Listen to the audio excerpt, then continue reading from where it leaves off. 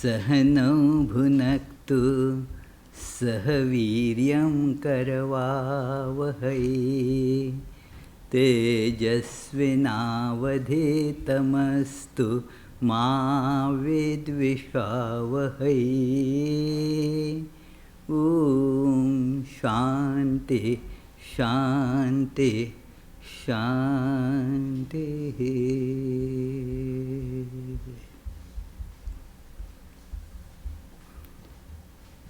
May we all be protected together. May we all be nourished together. May we all work together with vigor. May whatever we study become luminous in our life. May there be no hatred amongst us. Peace, peace, peace. Welcome, dear friends, for today's very special service, which happens once a year, and this is the 18th such what we call Universal Brotherhood Day. Of course, brotherhood includes sisterhood and all other such things too. And we started, thinking about it in late 2001 on the backdrop of that 9/11 terrible terrorist attacks, and then felt the need to intensify the efforts to generate or amplify the spirit of camaraderie between all faith traditions. We chose this second Sunday of September as it is significant for Vedanta Society in multiple ways. Firstly, we start the new session after this summer activities on this day, the second Sunday of September every year. Secondly, this Vedanta Society was founded on September 8 in 1928, which was the second Sunday of that year and this year as well. So, which is a nice coincidence. So, we are in 91st year. Vedanta Society of Providence is in 91st year. The last and probably the most important reason for its connection with the first Parliament of World Religions held in Chicago from September 11 to 16th, 1893, when Swami Vivekananda's clarion call for harmonious interfaith understanding was sounded with tremendous effect, and it continues to reverberate even today. Therefore, we begin this event every year with a special song that describes this Swami Vivekananda's coming from India to this country and the mission that he was carrying on. He was the foremost disciple of Sri Ramakrishna, and his message of the divinity in every being and the harmony of religion, he was entrusted by his teacher to carry it all over the world.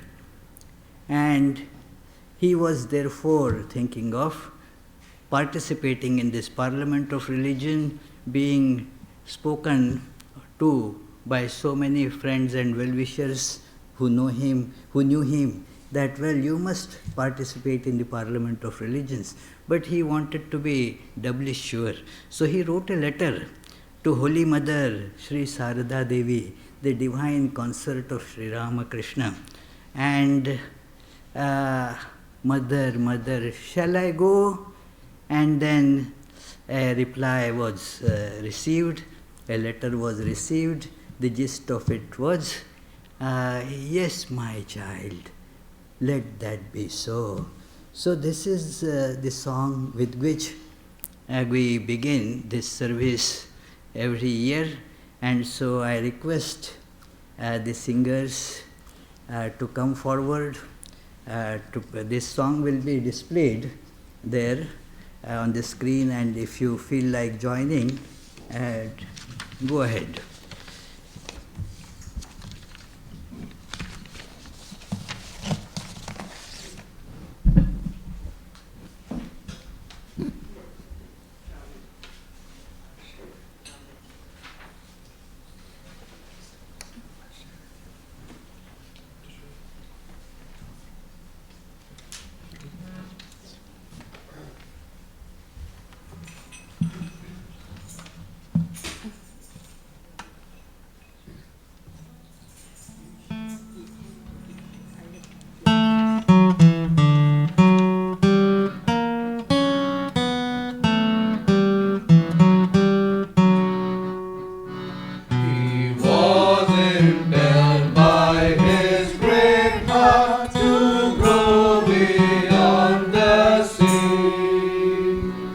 Mother, mother, shall I go? Yes, my son, it shall be so. There is a thing that you must do, though others may not see.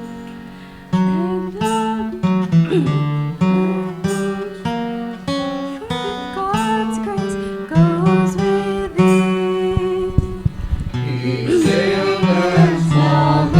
Luggage that he carried in his hand, but what he carried in his heart was more than science, more than art. His message that he must impart.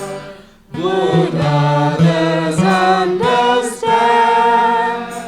With foreign face, with foreign dress, and from a foreign land.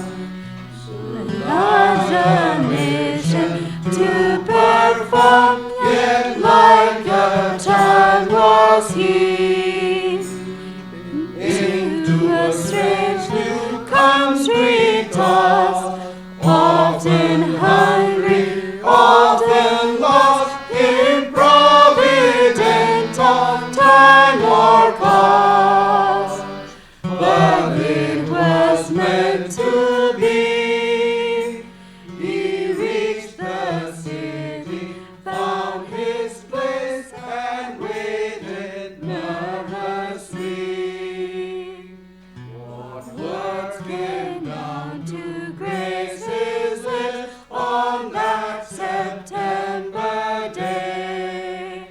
The hall was large, but larger still, his voice which rang out strong until the farthest corner it did fill, and no one quite could say what raised the listeners to their feet or made them cheer that way. Those words that filled that hall with cheers did not stop at its doors. Upon earth's eager ears they fell, ringing clear as some great bell, tolling death to that dark spell of private creeds and lore, that sunderment and love the truth that each man's heart adores. The bell had just begun to ring when he who rang was gone.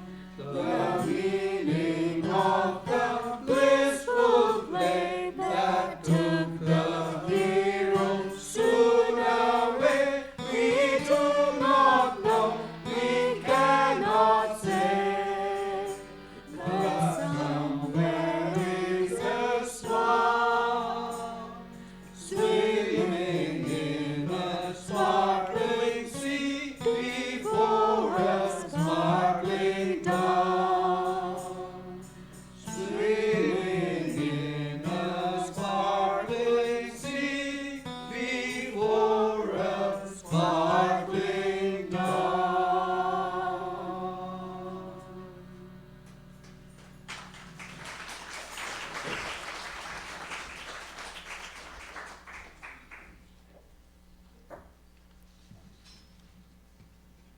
the ending words of Swami Vivekananda at that Parliament of Religions, they were that in spite of resistance, henceforth on the banner of all churches and temples and religious places, it will be written that cooperation and not conflict, and so forth. These feelings were expressed by him very powerfully. Every year, for this occasion, we choose a theme that is immensely relevant to all religions. And this year, the theme is justice. Justice is a fundamental idea, a very important idea. Sometimes this word fundamental gets confused with fundamentalism, which is far away from the fundamental of any religion. So it is justice rests on the principle of equality, that in spite of a tremendous variety that we see, there is a common core in all, where we are all equal. And on this plank of equality, the idea of justice resides. So, what is that equality in all different faiths, all different people, all the variety that we see in this universe? That equality gets called as God, or by Buddhists as Nirvana, by Hindus as Atma. So it is this variety all gets unified there. The injustice is always due to this selfishness, and that selfishness wants privileges, to be, superior to others, and so snatch away the rights of others. And especially it happens for the weaker or marginalized groups in society. So it is incumbent on the religious leaders, the traditions, to make sure that that doesn't happen. The people may be weak, but they also have their rights.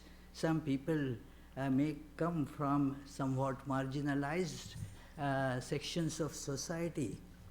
They may not be in majority, but still they have equal rights. The same one God is in each of them too, and then the religion must help to make that light shine in every possible way that that person can. So therefore, this idea is the topic, the core topic of this year's theme, that justice, gender justice and sexuality justice. The justice because the dominant gender takes over and the others get marginalized in respect of gender or sexual orientation. And it is thus a proactive approach that one has to take to see that it does not happen. It may not be your particular characteristic, but it is your duty to protect the rights of everybody who is not in the dominant category. So, today we are blessed to have many important speakers for this, and my friend Donnie Anderson will be the first speaker. Donnie Anderson has been on the forefront of interfaith activities in the state, a wonderful speaker, an activist for social justice in all respects. I had the privilege of knowing her for last more than 15 years, when she was actually he. So it is, and she has spoken here before in this very Universal Brotherhood Day some years back as he. So it is important, friends, that to hear from her about this very important topic. I request her to begin the discussion today. She is very good at beginning things, and yeah.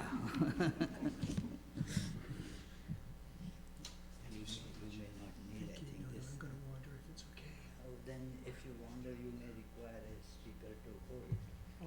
Yeah. But please don't wander. Thank you. Because No. then there will be that echo and feedback. I'll try not to wander too far forward. Yeah. I'll just wander left and right. Thoughts may wander. Okay.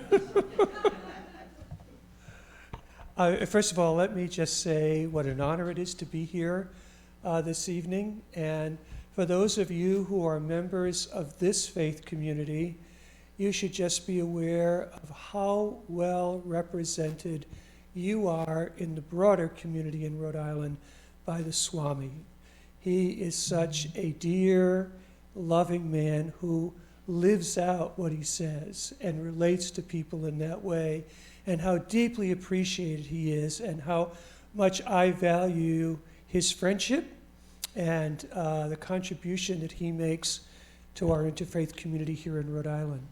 I think that it's interesting that a number of us who are here from different faith communities already know each other, work together, and are friends. Certainly it's true of two of the other speakers, and I trust it will be true with this new person I meet this evening.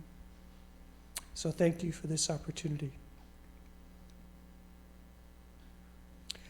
Mom, isn't it great what God has done?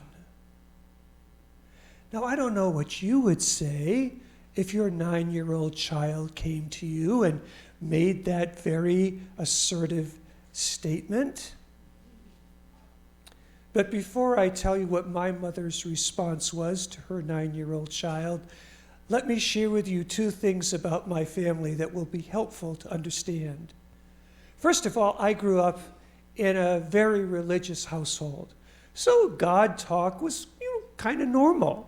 So to hear a 9-year-old talk about God, not so unusual.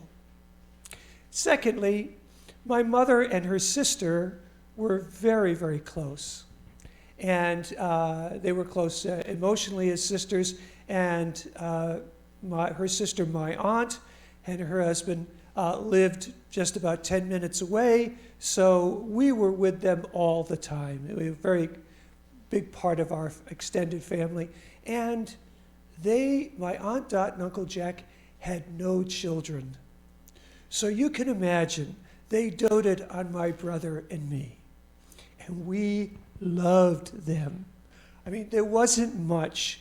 I mean, I'm not talking about ponies, but other than ponies, there wasn't much we could want that they didn't see that somehow we got.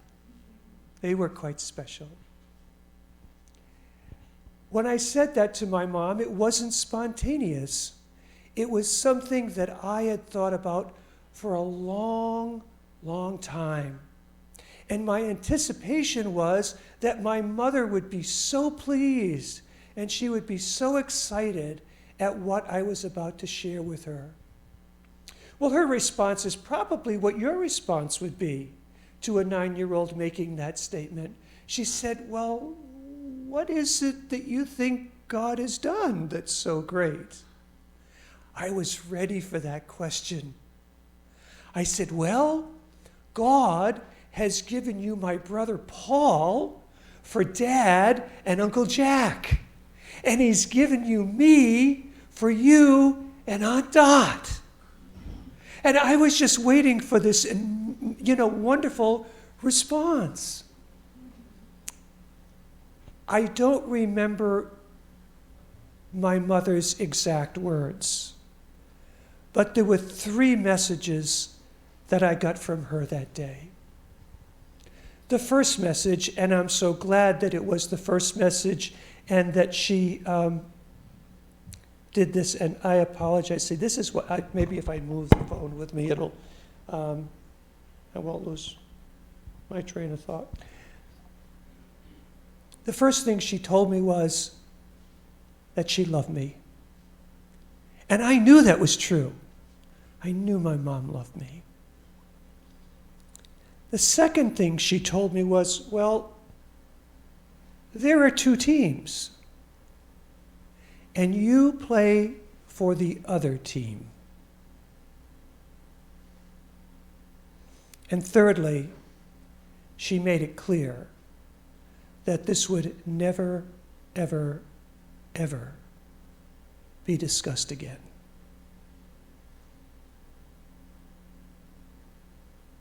And so 6 decades ago, at the age of 9, I didn't know I was doing it then, but I went into a closet, a dark, scary place that had a door that got locked,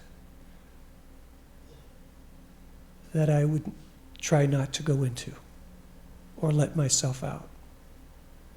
Now, why do I share that story with you? I share that story with you because I want to share with you that every transgender individual has their own story, and they're all unique. No one's story is exactly like someone else. All of our stories are unique. But there are some elements that are often common, not all the time, but that are often common. For me, that story reminds me of that even at an early age, I understood God as being a significant part of my life. And that has never wavered. I can't explain to you, but even in times when I knew hostility or knew people who'd been angry or knew that whatever it was inside of me may not have been consistent with the faith that I professed, I never, ever, ever felt abandoned by God. So for me, God was a consistent part of my story to this day, a consistent part of my story. Secondly, I knew as a child there was something inside of me that was screaming to get out and proclaim a truth that was not necessarily consistent with what the outside world was trying to tell me. And so I tried to live into the definitions that were prescribed to me from outside. And that's not an uncommon thing in our community, that people try to live by different definitions. Not everybody has a sense when they're a child, but many, many people do know when they're children. Secondly, and I have found this to be true of many of my other friends who have survived to older age, is that we learned how to compartmentalize to the max. If you have an older friend who's transgender and was transgender, well, they've always been transgender, but who didn't come out until very late in life, I guarantee you they will be someone who knows how to compartmentalize in ways that you could never imagine. It was the primary survival technique for me. I also experienced dysphoria. Not all transgender people experience dysphoria, but the overwhelming majority of us do. Dysphoria is simply that sense of being uncomfortable and often very angry about the body in which you reside, that it is inconsistent with the person you are inside. I'm aware of a boy who, at 10 years old, lived in a household where and this happened here in Rhode Island, where his mom had to keep every knife in the house under lock and key, lest he dismember himself, because his dysphoria was so serious that he just could not stand to have a male appendage on his body. Now, not everyone has dysphoria to that level, but it can be that badly. The suicide rate among transgender folk is over 40% in the attempted suicide rate. In the general population, the attempted suicide rate is just over 4%. In the transgender population, it's over 40%. And some studies have suggested in children and adolescents, the attempted suicide rate exceeds 50%. And dysphoria is one of the things that drives that, because people are so out of sync with the body in which they're born. So some people choose to have surgery, and I want to talk a little bit about surgery for a minute, because that's the thing that everybody thinks about, right? They think about transgender folk, and they think about surgery. Let me share with you that surgery is totally irrelevant to being transgender. I know transgender folk who live full, complete, happy lives as the person they authentically are. They've never had any surgery. They never will have any surgery. They don't take any medication. They simply live out the gender that they know they are inside. Some people choose to have surgery. I will share with you on surgery just a little hint here.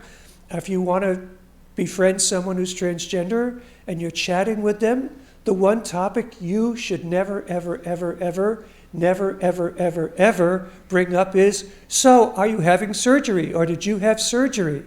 I will tell you that if somebody raises that issue with me, it's really hard to get back on track to have a meaningful conversation.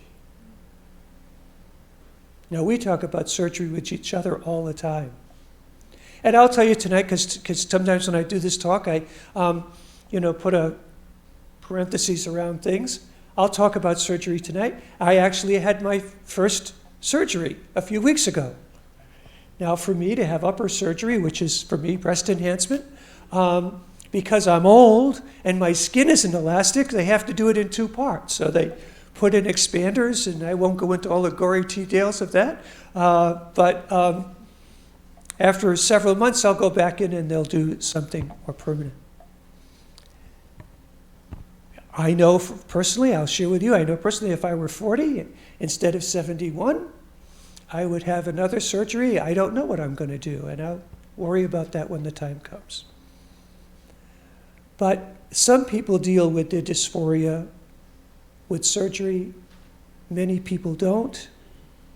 But it should never, ever be a topic that you raise with someone who's transgender. Because first of all, it's none of your business, right? And secondly, it's deeply personal, and there are many, many reasons why people choose to or not to have surgery. I know a person I had counted as a friend since high school, who is a very conservative Christian, who on Facebook, when I announced to the world that I was transgender, instead of being understanding, was really quite horrible.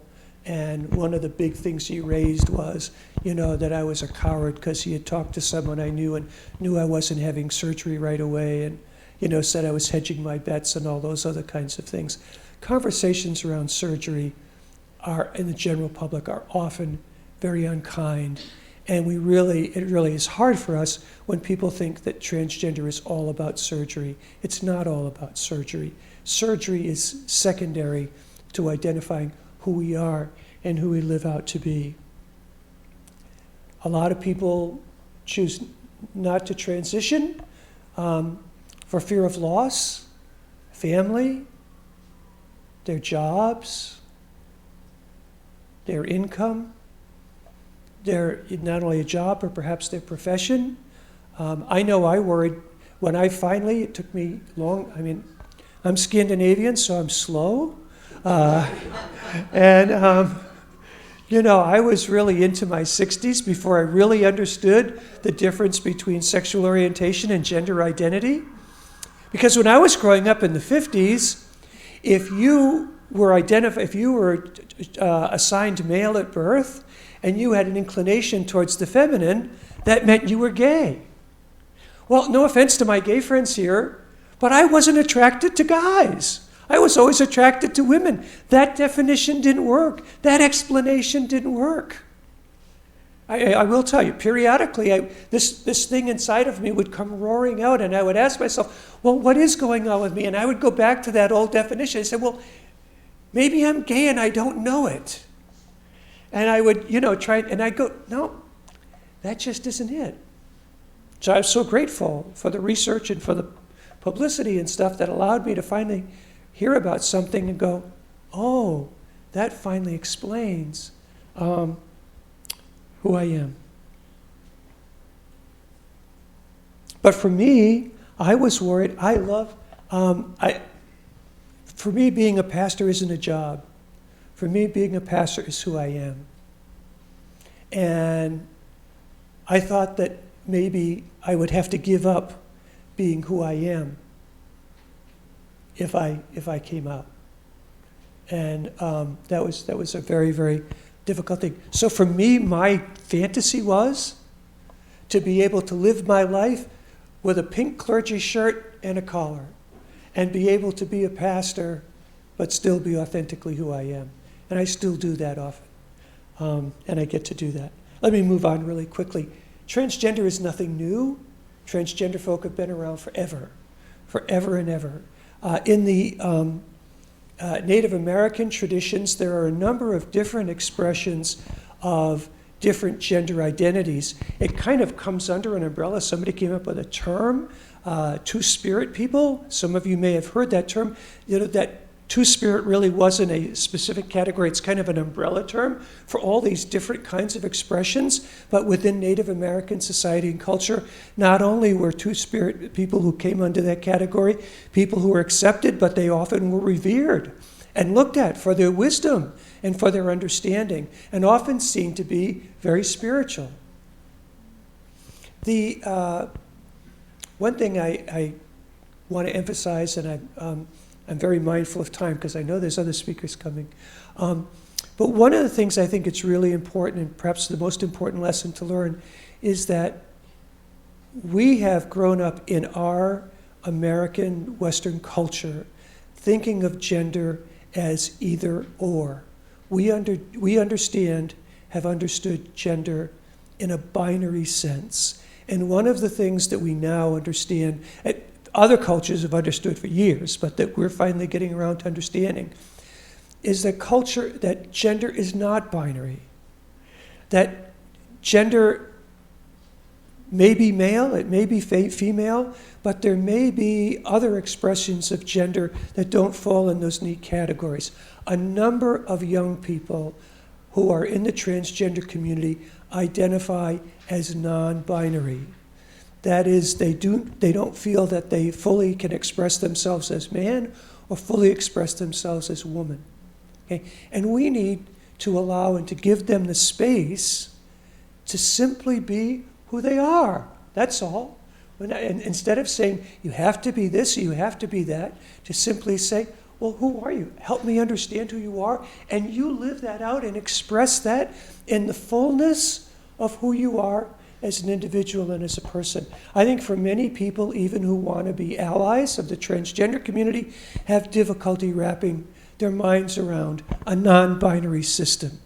But we really, honestly and truly, need to do that. Now, I was sharing, I told Rabbi Andy that he can correct any mistakes I make when I make reference to the Jewish tradition, but I did get this from a mutual friend who's a rabbi, in a different tradition, but nonetheless. But there actually is a rabbinic school of thought that came about very early in the Common Era and went right up and through the Middle Ages and has been rediscovered in somewhat recent time. that actually recognized within the Hebrew text 6 different words that talk of gender and give a variety of expression to gender. And I share that with you because for 2 reasons. One is, that goes back a long time ago, right? I mean, it was a long, long time ago. But secondly, for people, at least in my tradition, in the Christian tradition, we so look at the Hebrew tradition, the Jewish tradition, where we get our keys and where we move forward, that it's important for us to understand that even in the ancient world in which our tradition was birthed, that there's expression for others. So a couple things I'll just share with you, a couple things that you can do before I finish with one more story. One is pay attention to people's pronouns. Ask someone what their preferred pronouns are. A lot of people, I do this and I know, but a lot of other cisgender folks, cisgender is people who are comfortable living in the gender that they were assigned at birth. So if you were assigned female at birth and you're comfortable being a woman, you're a cisgender woman. And, same thing with men. But many even cisgender folks are under their name and their emails and so forth, just putting preferred pronouns. And we'll put he, him, or she, her, or they, them. Because many people who are non-binary use the pronouns they, them. Now, there's a bunch of other pronouns that I have yet to try to figure out. And if you have non-binary friends, especially younger people, they may choose to use some other pronouns to you that seem strange in your ear. Well, okay. Learn their pronouns. That's all. I mean, it's really quite simple. Don't ask them to conform to the 3 kinds of pronouns that we know. And let's us learn from them. And let's honor those folks by using the pronouns that honor them. And, learn to be an ally, whatever you can do as an ally to come alongside when you see that there are issues related to transgender, to be supportive. Or if you're with a group of people and they're saying unkind things about transgender folk, or whether they're saying unkind things about any other group of people, rather than sit and listen, but speak up and say, you're talking about my friend. Whether it's someone who's of another faith tradition, another race, another gender expression. So let me finish with a story from my tradition. Let me finish with a Jesus story.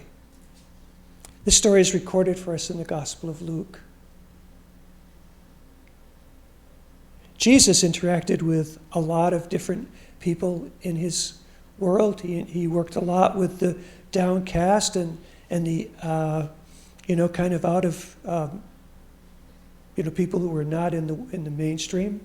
He also dealt with mainstream leaders and others. And he was having dinner at such a house of someone who was very mainstream. And while he was there, a woman who was a harlot, everyone knew who she was, enters the house. And it was quite common in the first century and in the ancient world where people wore sandals and it was very dusty and dirty, that when you came in, a servant would wash your feet as a sign of hospitality. This woman came in. She knelt down at the feet of Jesus. She anointed his feet with oil, and then she took her hair and she literally brought her face right down. In order to do this, she wiped his feet with her hair. In order to do that, she literally had to bring her face in contact with his feet, which was an ultimate act of humility. I won't go into all the details of the story, but when objection is raised at how can you have such a person touching you in such an intimate way and claim to be a religious leader, how can you do that? Jesus put that all down and said, let this woman have full expression of who she is. That story's always meant something to me, but over the last few years, it has taken on increasingly deep meaning for me. For I am so glad that even though there may be people who don't want to try to understand, even though there may be people who want to condemn and deny my reality, I know that I am loved and affirmed by God.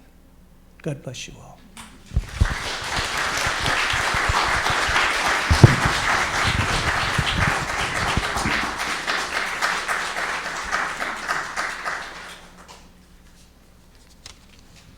Many thanks, dear Donnie. I would like to contradict one thing that he said, and that she said that she is slow. I never knew it for last 15 years. She is in fact quite fast. Other things were excellent, that the matters of bringing up this idea of justice.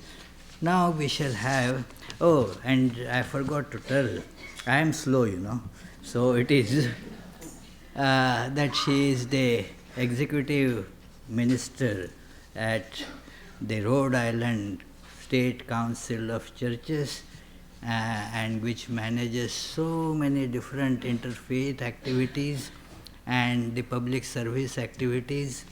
And you cannot, go to any interfaith group in our state, which is very big, isn't it? It is so. It is without meeting her. So now we shall have a musical distinct interlude by Ruab Singers, a wonderful group here, and they had performed here earlier as well. So please come forward.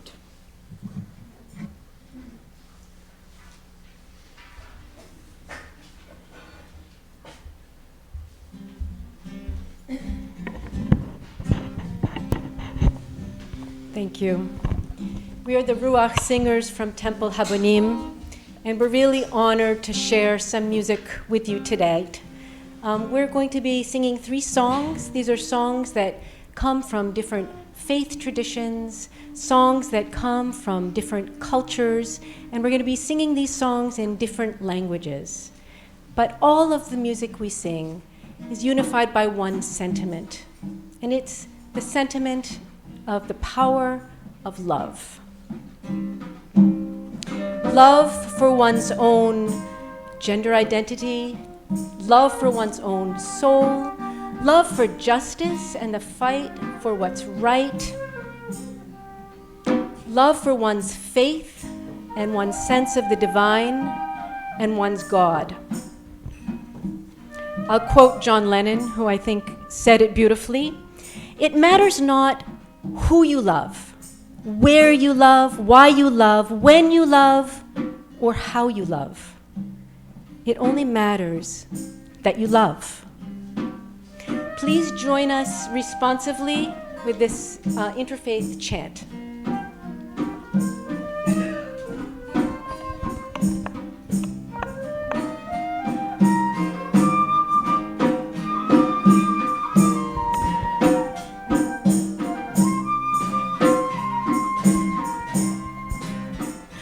Hariom, Hariom, dear one, Satnam, Satnam, holy name, when I call on the light of my soul, I come home. Kyrie, dear one, Dominus, holy name, when I call on the light of my soul, I come home. Ar-Rahman, dear one, As-Salam, holy name, When I call on the light of my soul, I come home.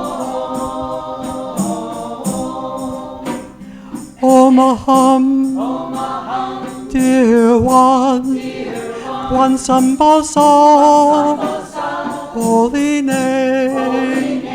When I call on the light of my soul, I come home.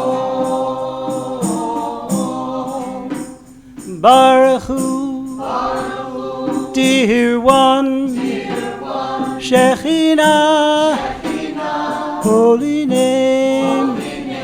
When I call on the light of my soul, I come home.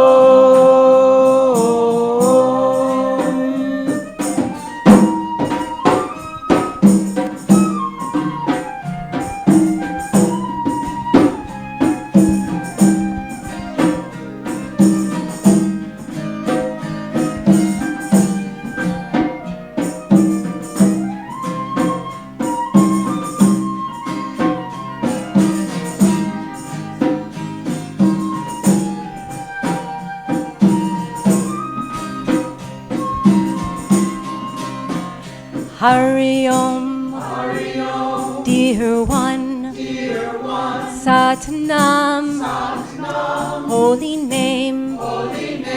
When I call on the light of my soul, I come home. And when I call on the light of my soul, I come home.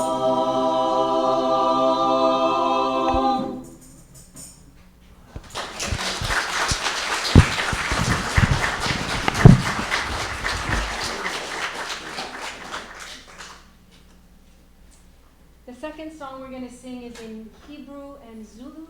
It's a freedom song about justice.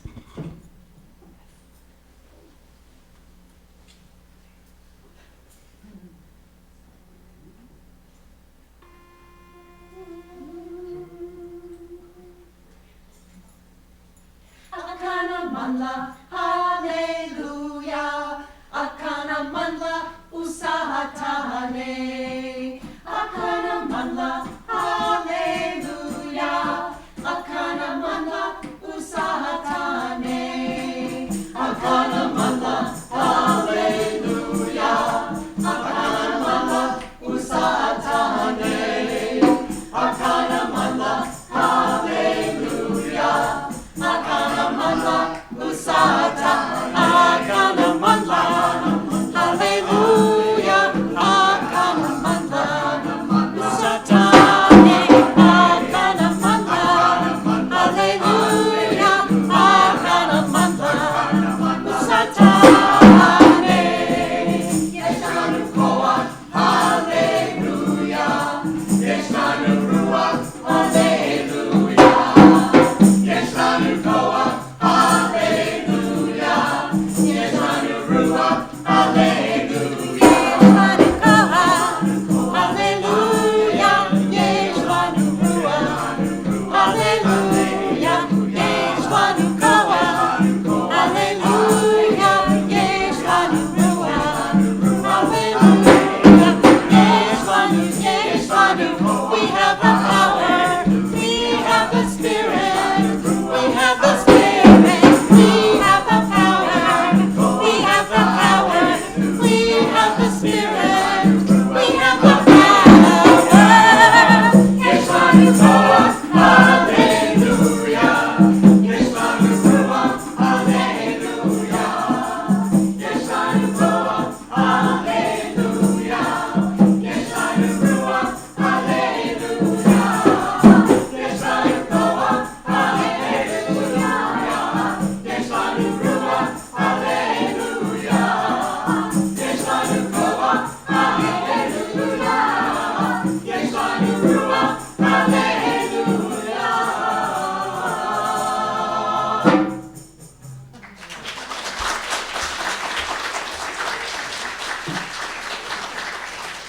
And our last song is a Sufi devotional song that I learned last summer when I was in Bosnia. And it's a love song. I think of it as a love song to the Prophet. And join us on the chorus, which is in Arabic, and the rest will be in English.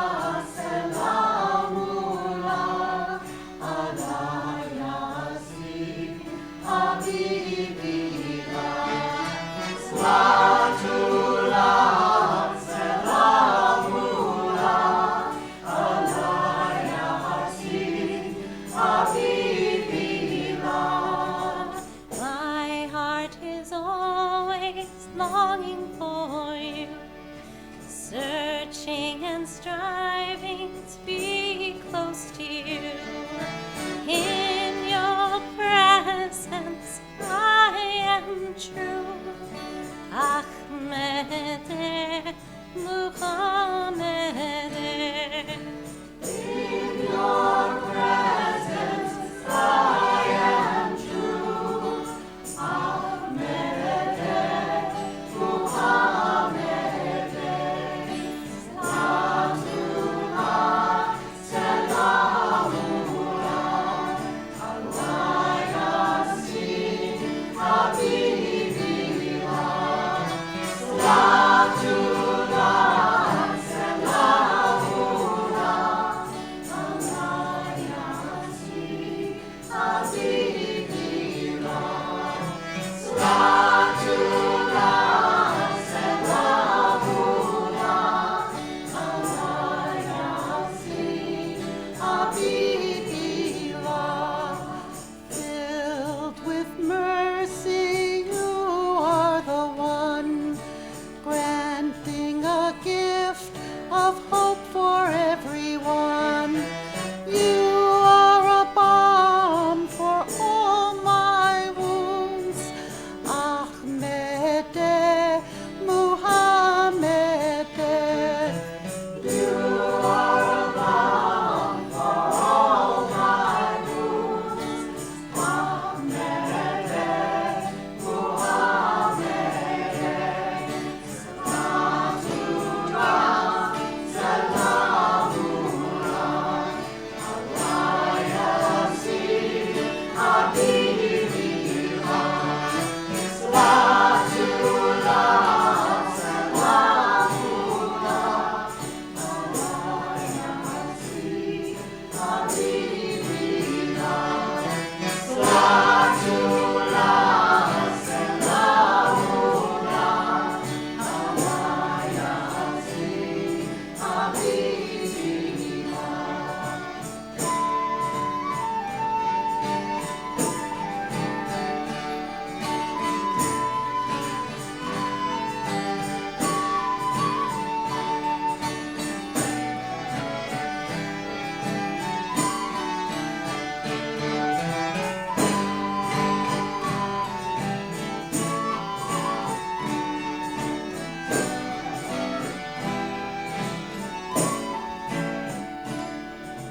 With great love I proclaim your name, granting me shelter that I now reclaim.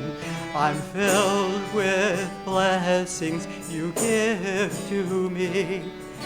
Ahmed, Muhammad. Filled with blessings you bring to me. Ahmed, Muhammad. Salatullah, salamullah, Allah Yasin, Habibillah. Salatullah,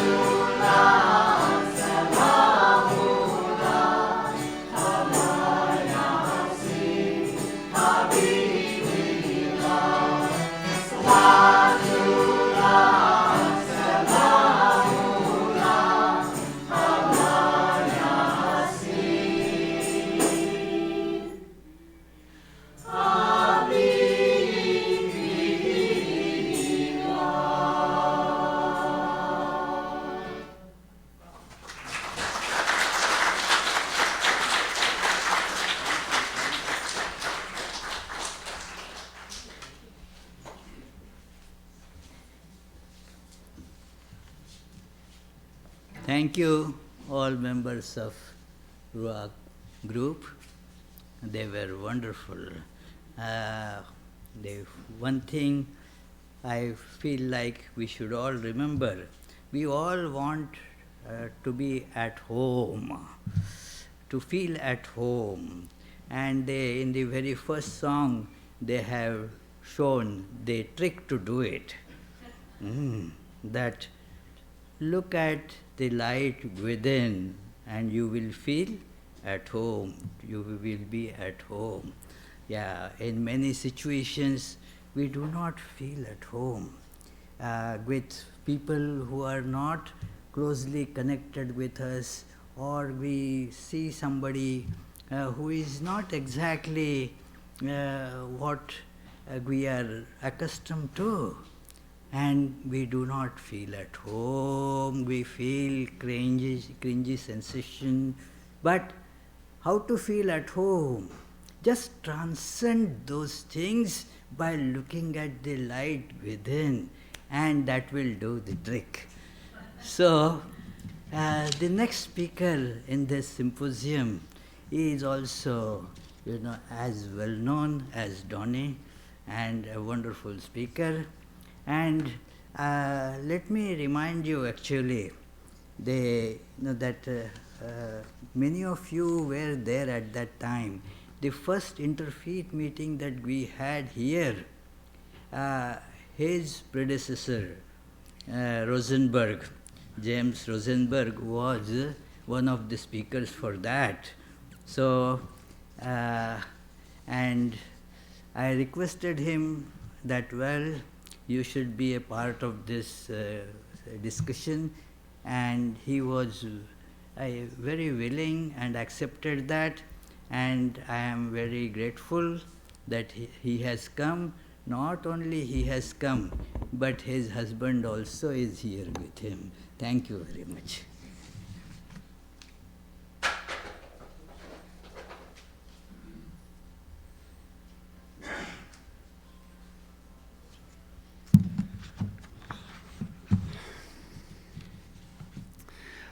Before I say what I planned on saying, I just want to start by saying, when I listen to Temple Habonim Ruach singers, my heart is so full.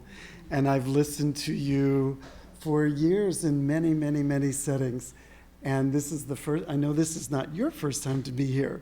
This is my first time to hear you here. And I'm just so filled with the joy and the love of your music. So thank you. And I also want to say, before I actually begin, Donnie, as you began to speak and educate us about a lot of language, cisgender, transgender, gender fluid, many of the language that is new over the last several years. Adam and I went to a conference a few years ago, a queer Talmud study camp, and we were surrounded by language and young people and things. Language was swimming in my head. And after they got to know us, they began to refer to us as, oh, you're just some regular old gays. So from where I come from in my life, from where we come from, whoever thought we would be there? First, I want to say, Swami, thank you so much for inviting me to be here, to be in your beautiful house of worship.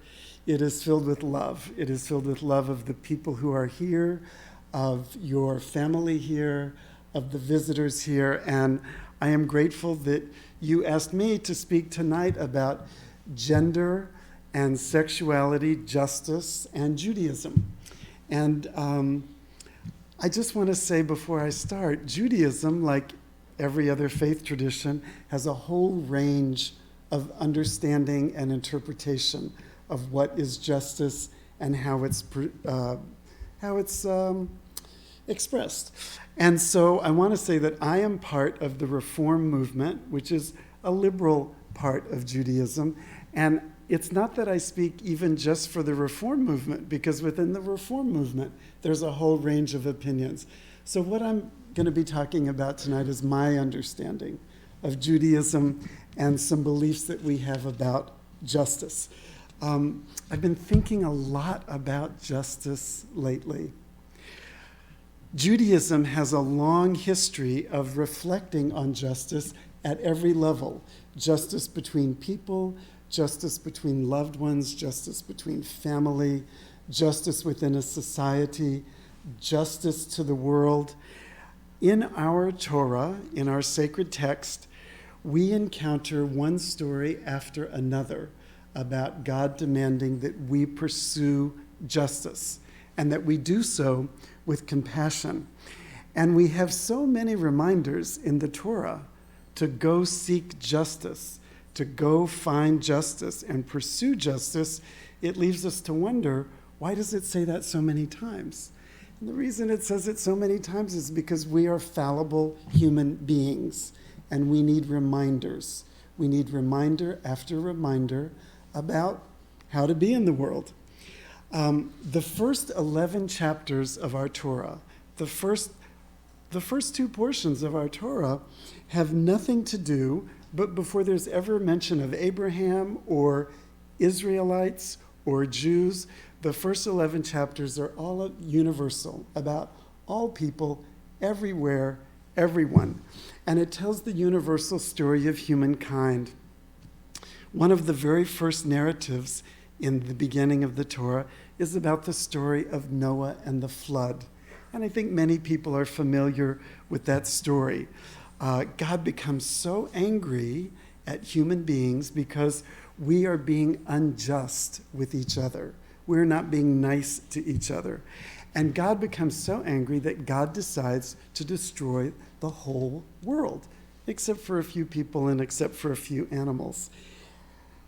When God sees the result of the massive flood that God has brought about on the world, God realizes this was not so good.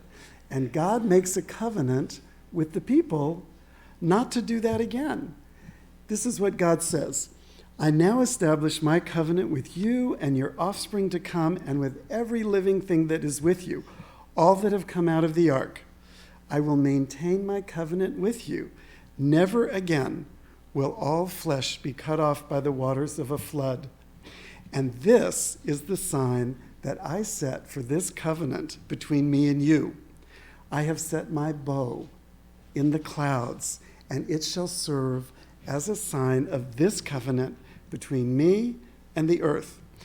When I bring clouds over the earth, and the bow appears in the clouds, I will see it, and I will remember the everlasting covenant between God and all living creatures. God is striving for justice. God wants a just world, and God wants to do justly, but God knows that even God might forget the imperative for justice. As one of my 13-year-old students said to me, God knows that God might once again have another temper tantrum and forget to talk it out nicely. So God gives God's self a reminder to act justly. I need to remember because I'm going to forget. That's what the rainbow is for. And so, if God can forget to act justly, we can forget. And we need reminder after reminder to seek justice. In Hebrew, the word for justice is tzedek. And yesterday's Torah portion, called Shoftim, which a young 13-year-old man chanted from for us at our worship services as he became a bar mitzvah, he chanted yesterday, tzedek, tzedek, tirdof. Justice, justice, you shall pursue. We are commanded and reminded to do that so many times. Fairness and equality. It goes on after that to say how to do it. Be fair, be equal. Don't favor one side over another. So a little bit about sexuality justice and gender justice. Especially as expressed in the Jewish tradition. There are some things that are just plain just and they don't change over time. Don't murder. Don't steal. Be fair in business. There are some things that are just always just. But the way that justice relates to some things does seem to change over time, and there's a progression in beliefs over time. I'll give you an example. Here's a progression of some of the beliefs and stands that the Reform movement has taken over time regarding sexuality justice and gender justice. In 1985, the CCAR is a group of North American rabbis, the Central Conference of American Rabbis. In 1985, the CCAR issued a statement that Reform rabbis should not officiate at the marriage of two homosexuals. And that was the language that was used back then, two homosexuals. 5 years later, in 1990, the Reform movement had grown and changed and views had progressed.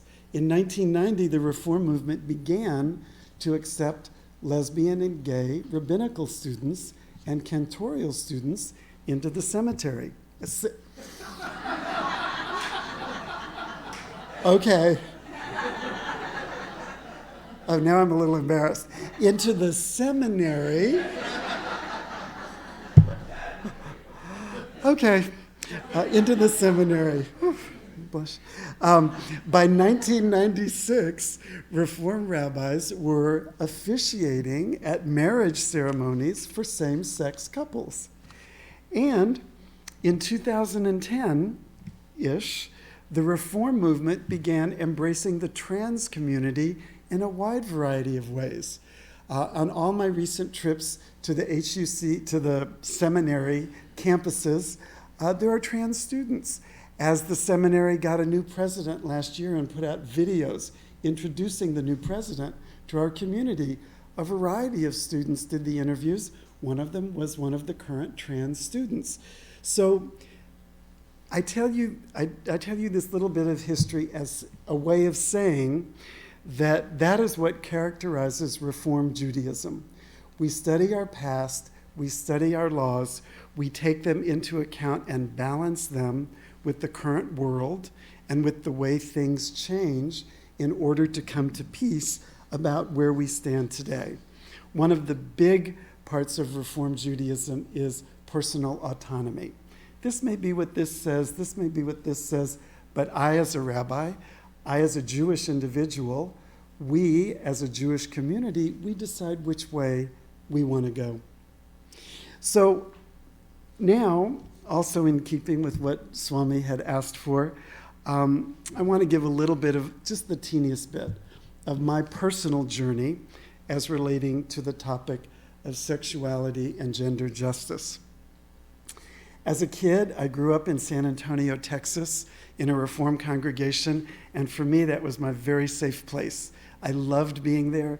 Not all kids feel this way. I loved studying Hebrew. I loved preparing for my bar mitzvah. I loved being at the temple. I loved the youth group. I loved the summer camp. And when I was 16 years old, I knew that I wanted to become a rabbi. But by the time I got to college in 1969, and I began to deal with being gay and coming out, that was clearly not an option for me any longer. The rabbinic seminary was not accepting gay or lesbian or trans students at that time. And so I did a lot of other things, and I got some degrees, and I had some careers. And finally, in about 1990, when the Reform Seminary changed, I began to think, well, maybe it's not too late. And so I went back to the seminary. I started when I was 44 years old, and I was ordained when I was 49 years old. And it's kind of amazing to me that I got to follow this childhood dream at some point in my life. Not when I had wanted to, but you know how it is. We look at life and we think everything's good. I don't regret what happened. It took some time, and I got to be where I am today. In those sorts of ways, what was true and just and right took some time to achieve. And today, we can imagine that there are many aspects of life where moral justice is needed, in the areas of sexuality and gender justice, and so many more areas as well. And we know that not just as Jews, but all of us in this big, wonderful interfaith community, we are called upon to seek justice. We have a demand for justice because we know that the world is not yet just, that we all need to do work to make it so. So I just want to say I'm really proud to be part of the Reform movement, a faith that is so focused on inclusivity and diversity and equality. I am very proud to be part of the interfaith community of Rhode Island that is so focused on valuing inclusivity and diversity and equality. And I very much, for the littlest bit, appreciate being able to be with you today to talk about a little bit of the Jewish perspective on equality. And one of the things I think that is so important, as Donnie said, as I said, we look back when things weren't so just. Things are more just today. We work to make them more just tomorrow. One of the things that we do to make the world more just is we look at some of the things that you talked about, that I talked about. There are things that need healing. There is pain that needs healing. And simply by healing some of the injustices of the past, we start to move forward. So I'm really delighted to say that in our liturgy, we have a song called Heal Us Now. And the person who is the music director at our congregation, David Perlman, is going to lead us in a song, Heal Us Now. The words will be up for you, and I hope you participate in the words. And thank you again for the opportunity to be here, Swami.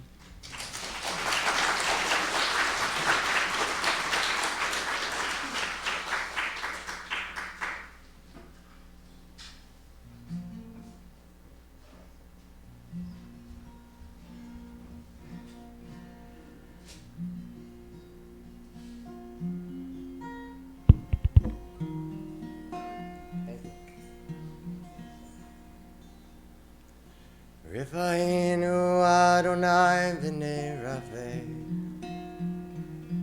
Hoshienu v'niva she'ah El karov v'chol korav Ach karov v're'av yishuv. We pray for the healing of the body. We pray for the healing of the soul, for strength of flesh and mind and spirit. We pray to once again be whole. El na rifana, oh please heal us now. Rifuat ha-nefesh, rifuat ha-guf, rifuat shlema. Heal us now. Heal us now.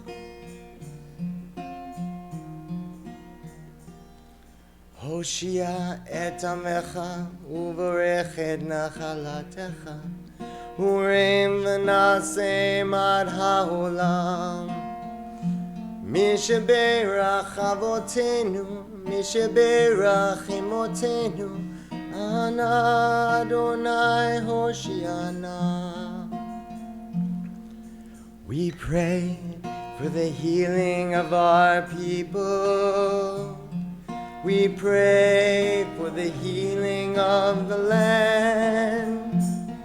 For peace for every race and nation, every child, every woman, every man, and everyone else. El na-refana. Oh, please heal us now. Rifuat ha-nefesh. ורפואת הגוף, רפואה שלמה. Heal us now. Heal us now. Heal us now.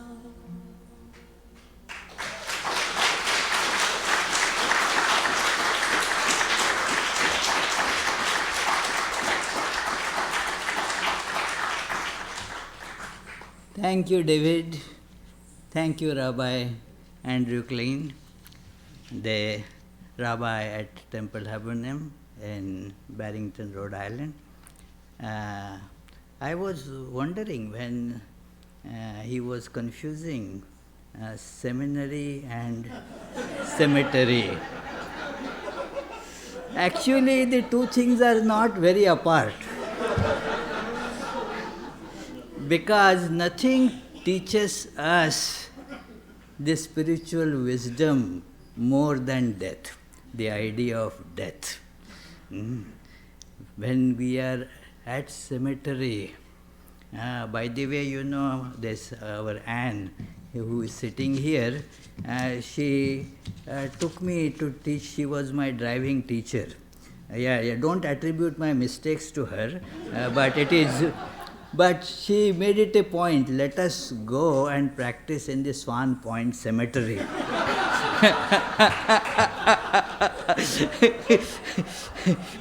So, it is, let me tell you why that it is. Not that if some accident happens, things are all right near, but it is.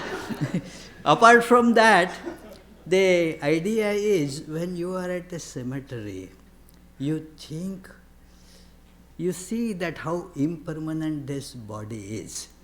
In Hindus, this is a constant thought being given that body is garment. Just as you have a clothing, you have this a little inner clothing. And all those ideas about a particular gender, particular sexual orientation, or all that is just connected to body, garment, not with us. And this thought becomes prominent when we are in a cemetery, that, oh my, okay, this is all going to go away. All those are going to fall away.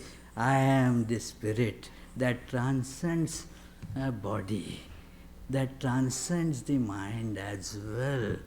So this is, it is, I thank you for bringing up this. I don't know, you might have intended it, who knows. So, and let us heal. A great idea, friends, the healing. And you know, the other line that it said, that let us be whole. This being whole is being one with God, who is whole. Otherwise, there are the desires which hurt us. Nothing hurts us more than the burning desires. As Buddha has pointed out, that is the cause of sorrow, this desires. And these desires, they therefore keep on hurting us. So thinking of God, the whole, our very soul, we get healed. So thank you, David, for bringing up that point. Thank you, both of you. And now we shall have the speech by another illustrious speaker, Wendy Ibrahim. She is one of the important officials in the Center for the Islamic Advancement. Am I right? Yeah. Rhode Island Council for Muslim Advancement. Thank you. So it is, and I requested her to speak on this issue from the ideals that Islamic tradition presents to us. Please, thank you.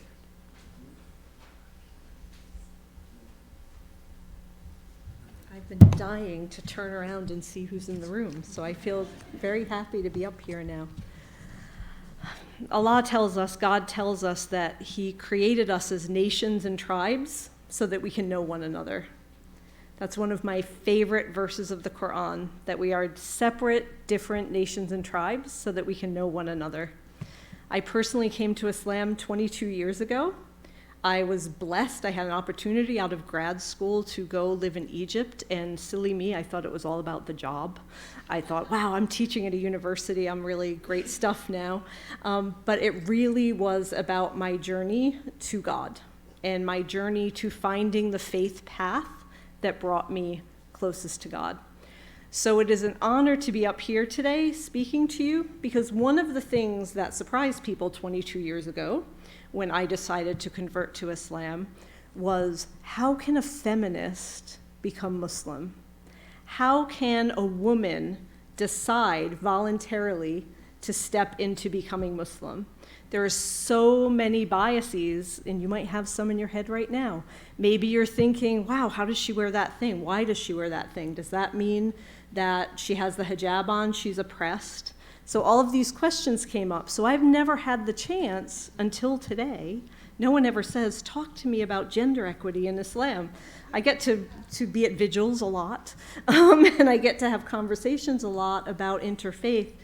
But today I feel like we're really knitting together this idea of being nations and tribes that God intended us to get to know one another, to hear my Jewish brothers and sisters singing a Sufi song. Just my heart, I literally had tears in my eyes. Incredible. So Islam, unlike Christianity and Judaism, you might not know as much about it. So I'm making the assumption that many of you don't know much. So I'm going to give you a little overview. And then I'm going to speak specifically about what Islam says about gender equity. So Islam was revealed to the Prophet Muhammad, peace and blessings be upon him, beginning in the year 609. We believe that God sent the angel Jibreel, to Muhammad while he was in a meditative state in a cave, and he started to receive revelation of the Quran, which is in Arabic language, from 609 to 632. So the revelation came over 23 years. The book that we have completed is called the Holy Quran, which means recitation, and it is in Arabic. The first person to accept Islam was a woman. So Muhammad was in a cave.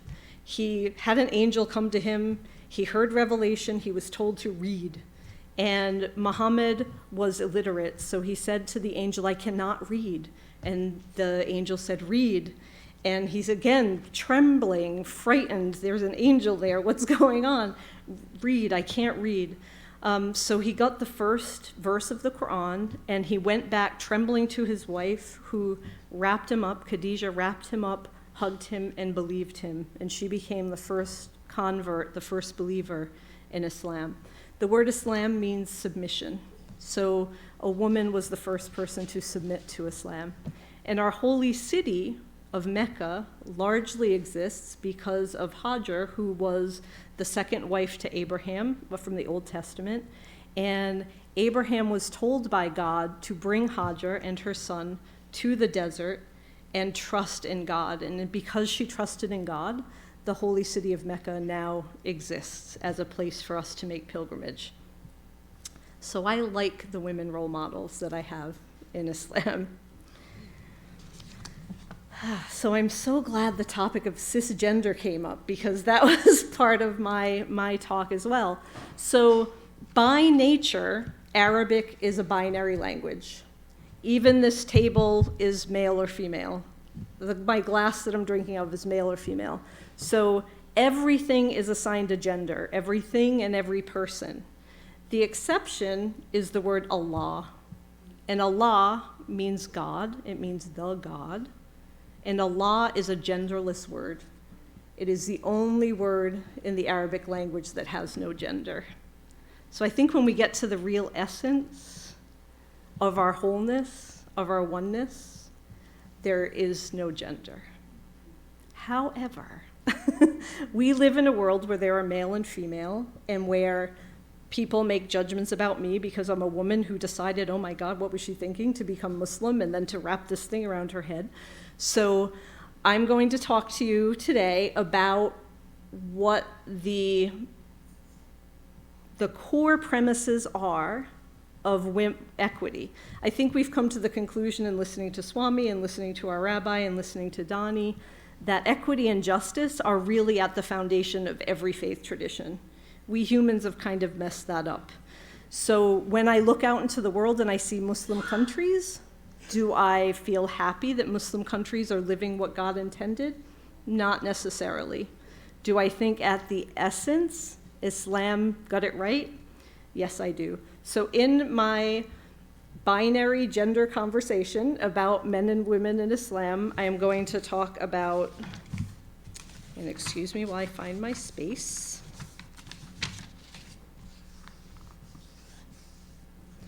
Okay, so Islam has two primary sources of information. There's the Quran, which is the revelation that I told you about, that is written in Arabic language. It has not changed one word in 1,400 years. And we also have what's called the Sunnah, or the Hadith, which are the sayings and the behaviors of the Prophet. So all of our beliefs about anything come from a combination of what is said in the Quran and then what we saw the Prophet doing in his daily life and the things that he said that have been documented through stories told by the people who are closest to him, his companions. So based on those, I'm going to look at four gender equity aspects. So the first one we're going to look at is how are men and women compared spiritually, how they are compared economically, socially, and then also politically and legally. So here's where we really get down to it. On a human level, men and women in the Quran and in the Hadith are seen as the same human spiritual nature. So there is no difference. When you get down to the soul level, men and women are exactly the same. Men and women were both given the same divine breath of spirit. And there is the same equal amount of inherent dignity. So the misperception that many people have about Islam is that men are considered better than women, that men are seen as superior over women, but that actually is not the case. In the Quran and in the Sunnah, there is not a superiority. The superiority that God sees is when you are righteous and pious and you show great love and devotion to the divine in your daily life. Women are actually put up on a very high pedestal for being able to parent and be mothers. And in the Arabic language, words come with three root letters, and you can tell their relationship.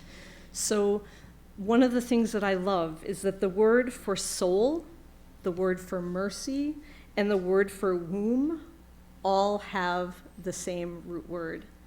So rahim is the uterus, the womb, and rahma is mercy. So, and I can't remember the exact pronunciation of soul, but I apologize for that. Men and women have the same moral responsibilities.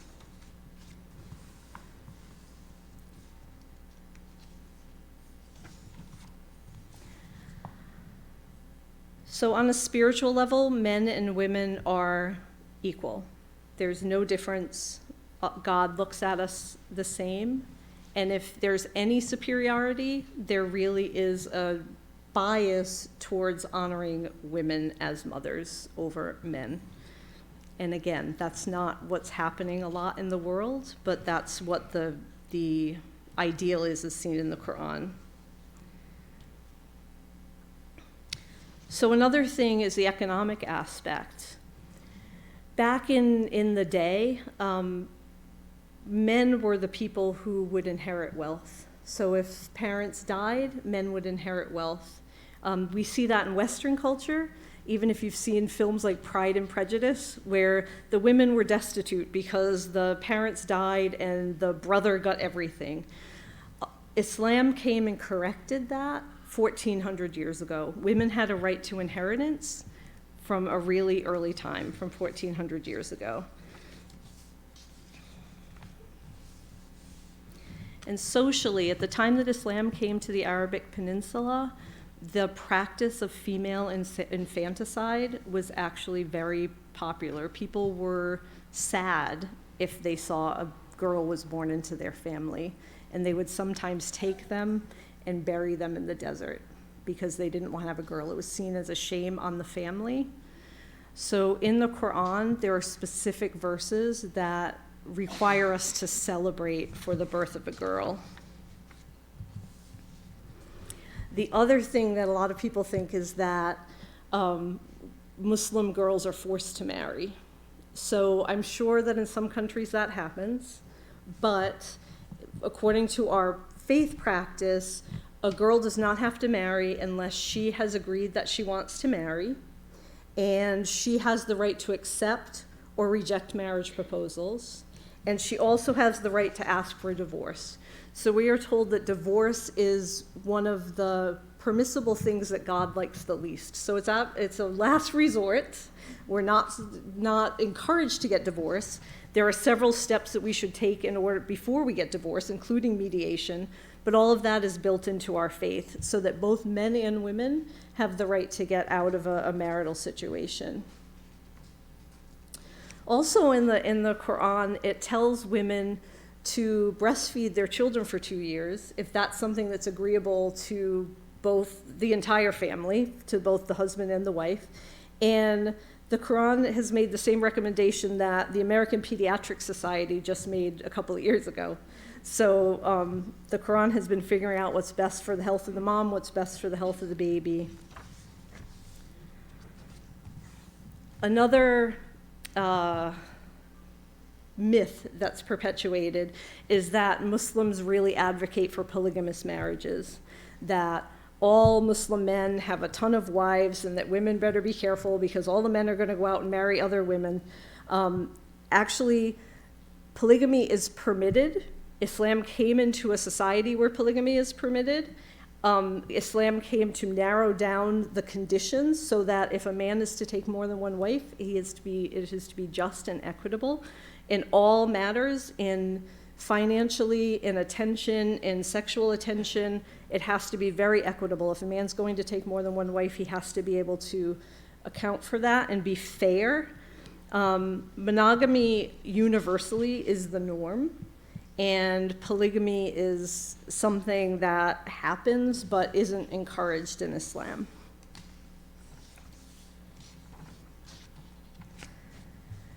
So I want to finish with one of the sayings of the Prophet Muhammad that shows the reverence of women and mothers in particular. A man came to the Prophet Muhammad asking, "O Messenger of Allah, who among the people is the most worthy of my good companionship?" The Prophet said, "Your mother." The man said, "Then who next?" And the Prophet said, "Your mother." And the man said, "Then who next?" And the Prophet said, "Your mother." The man further asked, "Then who is next?" Only then did the Prophet say, "Your father." Thank you.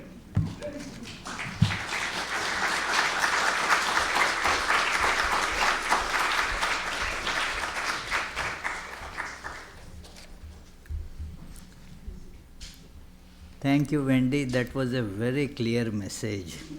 And I'm sure many people who have doubts about how Islam looks at women would get completely convincing answers by your talk. Thank you very much. Now, a very important aspect in Hinduism is being presented by dance in this context. God, sometimes there is a projection like in the paintings and pictures that are seen God is like a big, bearded, stern-looking person. No. In Hindus, there is a concept that, and which is very understandable, as all other speakers also highlighted that God is beyond all gender limitations. And to emphasize this, a form of God that is worshipped is Ardhanarishwara. The different forms here, I have to always clarify that do Hindus worship many gods? Well, Hindus do not worship many gods. In fact, they do not even worship one god that one is not numerical. It transcends the enumeration. So not one in that sense is the one without second reality that is being sought after and worshipped. Now that one reality, to show that it comprises all genders, there is one form in which that is worshipped, is Ardhanarishwara. Means the being who is half male and half female, Ardhanarishwara, half male and half female, to show the transcendence over gender limitations. So, with God, so many different forms in which God is worshipped, some questions come up. Well, how it is we should have God like this and like this? No, that is putting limitation on God. And you see, the same person, people look at it from various angles. Suppose, say, a lady who is school teacher. Now, for her students, she is a teacher. For her children, she is a mother. For when she goes to a doctor, she is a patient. Now already you can see how many different images that same woman has. So exactly in the same way, we look upon God in various different ways depending on in what situation we are, what we really seek, and so forth. So that one divine who transcends all limitations gets expressed in various forms. I request the two wonderful dancers, students of Veena Teli, who are here. I am so thankful to you for accepting to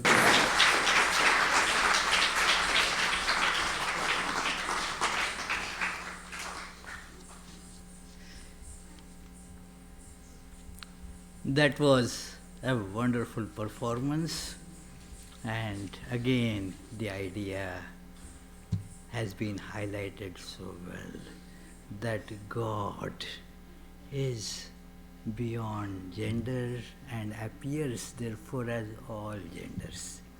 So it is like water is beyond shape, but therefore can be put into any shape. So it's something akin to that, just an analogy.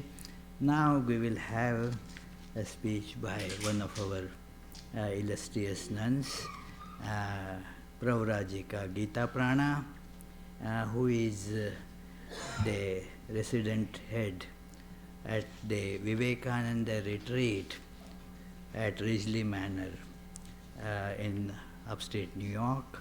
And that place is sanctified by the stay of Swami Vivekananda for about 8-9 weeks, I think. Am I right? 10 weeks, oh sorry. 10 weeks, okay. So he stayed there for 10 weeks and the grounds are still, vibrant with that holiness that exuded from his being. So I request Gita Prana, I am very thankful that she accepted to come for this program and request her to present her thoughts.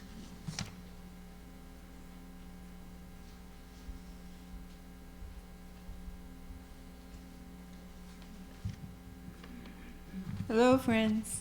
I know many of you, and some of you I will meet today. Oh, thank you, Swami Yogatmananda. If you know the Vedanta societies in any sort of a way, you know that the speakers tend to stick to very abstract spiritual talks and often will skip over the really important issues of daily life, partly for a reason which I'll explain later. But I have a cemetery just at Ridgely, where we live. It's a very rural area, and there are many small, old pre-Revolutionary War kinds of cemeteries just kind of there. And one forms the boundary of our property. And if you know, GPSs don't work always so well in rural areas. And so often when people come to visit us, their GPS will take them to that old cemetery and tell them, you have reached your final destination.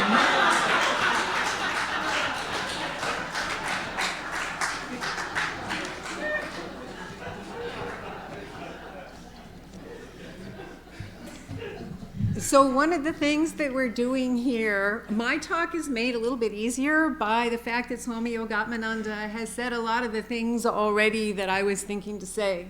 But one of the things that we're doing here is one of the most important things that can be done when it comes to tackling some of the issues that are moving forward today, like gender and sexuality and different kinds of justice, of which we all know there are so many issues. And that is listening. And listening to people who have gotten up very nicely and very wonderfully, told their story, and hearing that exactly the way that they told it, you know, without any kind of, what would you say, commentary going on in our own mind, hearing the story. So nuns are stereotyped sometimes. And most people, when they hear, oh, well, I'm a nun, they automatically start thinking of a certain kind of a person, and especially in this country that's so production-oriented. Maybe we lost in love, or we ran away from a hard life, or why don't you find a husband, or are you married? So the idea that monastics, of which nuns, you know, refer to female, might decide to live in a way that today would be called agender, doesn't occur to many people. Or the fact that we might not be kind of clueless airheads locked behind walls, and that monks and nuns and other kinds of clerics have been at the foremost of a lot of social change in the world, all over the world, whether they're Buddhist, whether they're Hindu, whether they're Catholic, whether they're Protestant. There have been many people that have in the past and continue today in every religious tradition that has a monastic tradition to move forward these kinds of progressive forms of justice. In fact, I've met so many, and that's what inspires me. I also have to tell you that I grew up in Berkeley in the 60s. I was a child. And many of you may not know what Berkeley was like in the 60s, and many of you may. And you may think it's, whoa, this is summer of love kind of thing. But Berkeley was a little different from that. Every kind of progressive idea was open for experimentation. Now imagine being a child growing up in that atmosphere. It meant that everything was open for reinterpretation or exploring, and that justice was the thing, freedom and justice. So if you remember in those days, that was the day of the Black Panther movement and the American Indian movement. the feminist movement was going strong, and they didn't call it LGBT then, but the rights of the third gender were moving forward, etc. And so it took me a very long time to realize that I actually grew up in a place that's not the norm in this country. So, and I had to go back and think and listen, like I said, because many of the people who have spoken here today and who you might hear talk about their lives have grown up where they have experienced a fair amount of pain and suffering because of the choices that they made.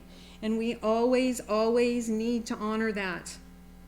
That if you are going to go against whatever the cultural norm is, there is a huge amount of courage and bravery in that. And to speak out and tell people. And we always, always, when we listen, we need to honor that. And we need to honor also that people in these categories have lost their lives over this. You know, in my mind, I still not have gotten, I mean, many things I haven't ever really gotten over, but one of them is Matthew Shepard crucified on a fence. That if you're not familiar with that, a gay man in Wyoming was taken out and basically crucified for being gay. So, and those things happen in terms of race, so we all know that story. But we can't forget it, and I'll come back to this. Facts change in a hurry, but the last time I looked, there were very few countries in this world that legally recognized a third gender. But of those countries, India, Pakistan, Bangladesh, and Nepal are 4 of them. And I immediately asked myself, well, why? Well, there's historical influences, and there's also the influences of the religious traditions of that area. You heard Wendy talk a little bit about Islam. There's Islam, and then there's also this tradition we know as Hinduism. And I need to say something a little bit about Hinduism, right? Just to make it clear. That is word, Hinduism, that actually is imposed by foreigners from the outside of India who came into the region which now is part of Pakistan, the Sindhu River. And from that, the word Hinduism came. But this idea of ism is kind of foreign to the spiritual and philosophical tradition of that part of the world, which in its proper name probably could be called the Sanatana Dharma, which means the eternal, timeless way. Dharma coming from the Sanskrit word, which means that which upholds. So it's more akin to be like the name the Tao than an ism, really. Let me give you an example about Hinduism, so-called. If you took every religious tradition that ever had its birth in the area that we now call the Middle East, so that means Assyrian, Sumerian, Babylonian, and then Zoroastrian, Islam, Christianity, all the Christianities, all the Islams, all the Judaisms, Egyptian religion, and threw them all into one category and called it Middle Easternism. It would be akin to the Sanatana Dharma. So in the world of the Hindu view, for just calling it that way because everybody else does, it's a huge, huge, huge body of teachings and practices. It's not organized. There is no central doctrine. There is no dogma or central authority that decides what is right and what is wrong. It's a tradition that's very, very ancient, and I'm not a scholar, but I actually think that they're indigenously in that area, like Native American tradition, were more than 2 genders understood to be. The Hindu tradition may rely on the holy books called the Vedas, as you may know, and there are more than 2 genders listed in the Vedas. And in fact, the third gender is neither male nor female, and then goes down through many of the same categories as you might see today. The traditions are passed down through teachers and through parents and grandparents. So it's critical, because the culture will also be passed down that way, that parents and grandparents take responsibility for the kinds of teachings that they are passing down, along with teachers, of course. Also in Hinduism, there's no notion of heresy, there's no notion of reform. That old understandings, ancient understandings get new life, but still stay. So there's never really been anything but forward and backward. Currently, as we were talking about fundamentalism, we'll try to pull things backwards, and then progression will go forwards. But there's nobody that decides. My own teacher once cynically said, well, the only things that Hindus can agree on is that they don't eat beef. But that's not even true, because we know the ancient Vedic people did. But there is one thing that they might agree on, and that is behind everything. And of course, you know that India is the land, and we just saw, of the multiplicity of gods and goddesses that appear in so many forms: male, female, both, neither, part animal, all animal, you name it. Behind all of that is, as Swami Yogatmanandaji said, the one, we could say, but it's not a number. There's only one unitary, I guess we could call it divine consciousness, behind everything. And in India, that sometimes is called Brahman. And in the Vedanta, it's always kind of reminded, it's not a thing. It's not it, it's not he, it's not she, it's not anything. It is the very basis for which each and every one of us, no matter who we are, experience the world. It is the subject, and we, our personalities, are the object. So Brahman, we can call it God. The understanding in India, of course, is that all these endless permutations of gods and goddesses are nothing other than that one. And in the Vedas, there is a whole discussions about this.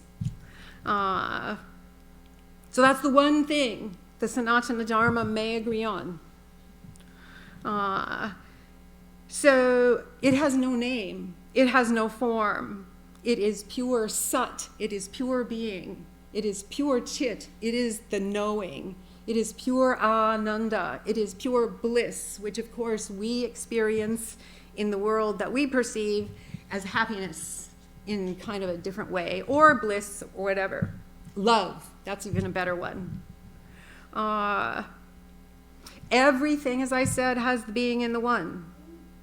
And as Swami said, when we're talking about that one, that is all of us, each and every one of us, that one infinite consciousness associated with a living being is usually referred to as Atma, the self, the Atman. So why are we all here? Because the story says, first of all, we have to remember that language cannot go there when we're talking about this kind of consciousness, because language is always talking about an object. We're not talking about something that's an object. So we try our best with language, and every religious tradition has their wonderful, wonderful stories that try to go there with language as best as we can, but eventually we have to remember nothing we can say or think will perfectly describe that wonderful beingness of all beingness, the ground of all being, as Meister Eckhart called it. So there's another term when this infinite consciousness appears in this world. And Vedanta, this is where there'll be endless kind of discussions about how and why. I can't go into that. But let us just say that each and every being is nothing other than that one infinite Satchidananda, or call it God, is painting a picture about our moral responsibility towards each and every being, for one thing. But it's called Jivatman, the living self.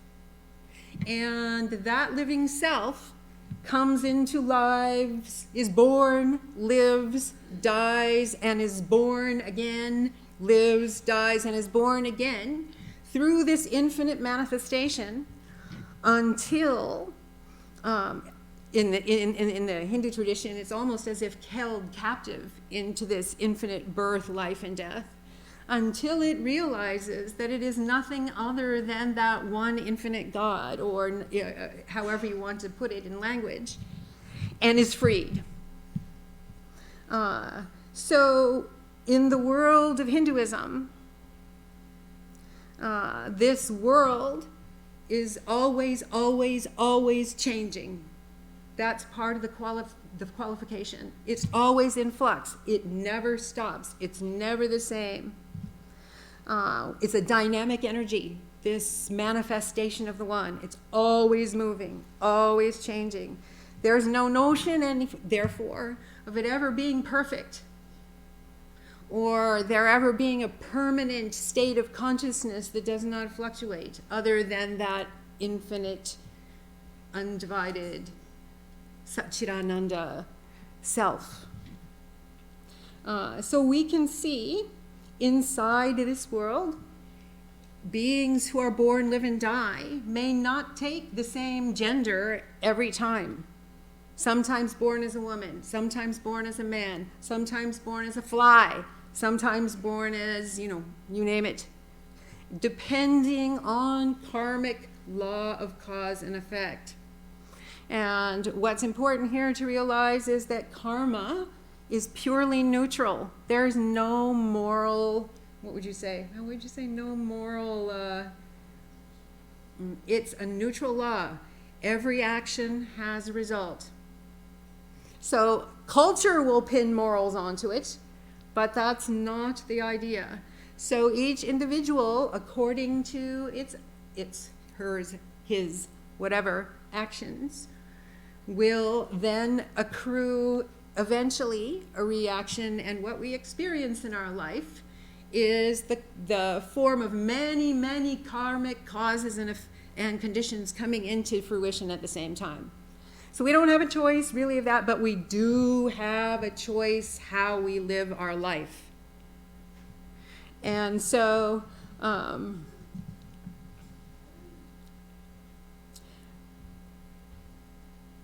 even though India actually recognizes genders other than he and she, there is, like so many other places in the world, discrimination. And likewise, women also. There's the usual human somehow have a need to rank.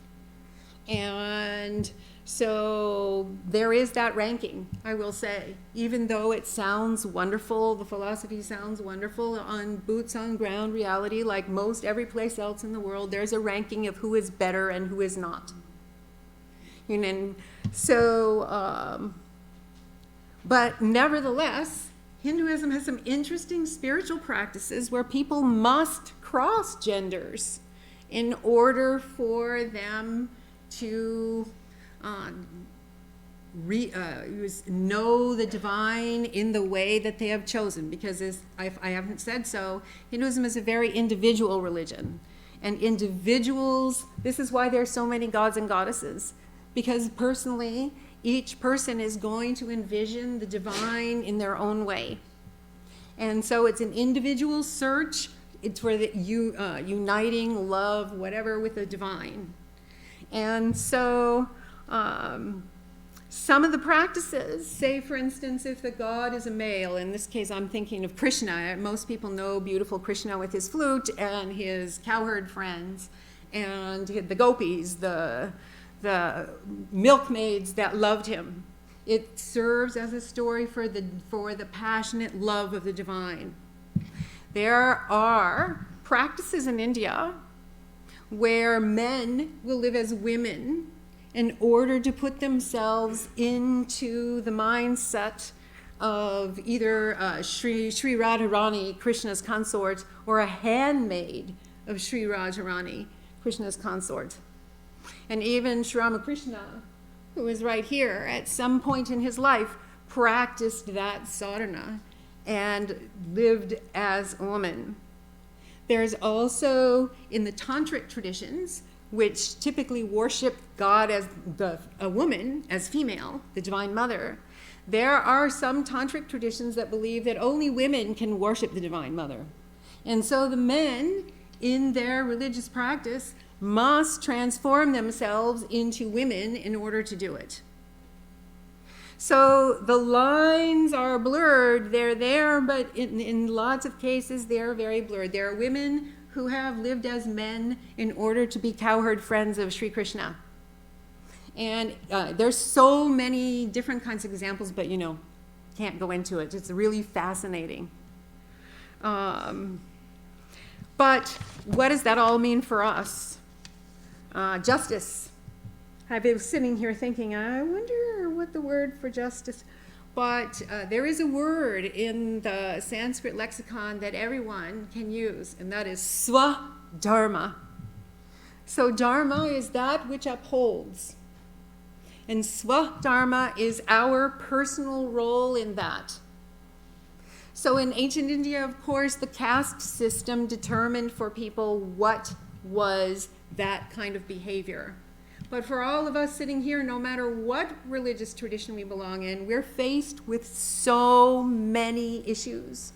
And how to do the right thing, the dharmic thing, the kind thing, the compassionate thing, when there are so many issues all around us. And often what happens is people say, well, I'm just a little person. I can't do this. I'm not like you, Gita Prana. I didn't grow up in Berkeley where I learned to stand up and rage against the machine. That each person, no matter what our position is, there's some who have, we could say, the karma to get up and be activist and say no. But there are some of us who can barely get out of bed in the morning. We also can make a difference. And that is our swadharma. So the way forward for us is first to examine our own mind kindly but ruthlessly, to find out if we are holding any kind of judgment or prejudice or some kind of story that we believe. Well, I'll use myself, all nuns are airheads that don't know anything. That we just might be leaving and not even be aware of that. That's the first thing. Along with what we're doing here today, listening to the testimony of people without thinking about the reply. Just listen, just be there. Get to know people, get to talk to them, because personal contact is the best way to start moving these kinds of issues forward. We should start where we're at, right? So some people do have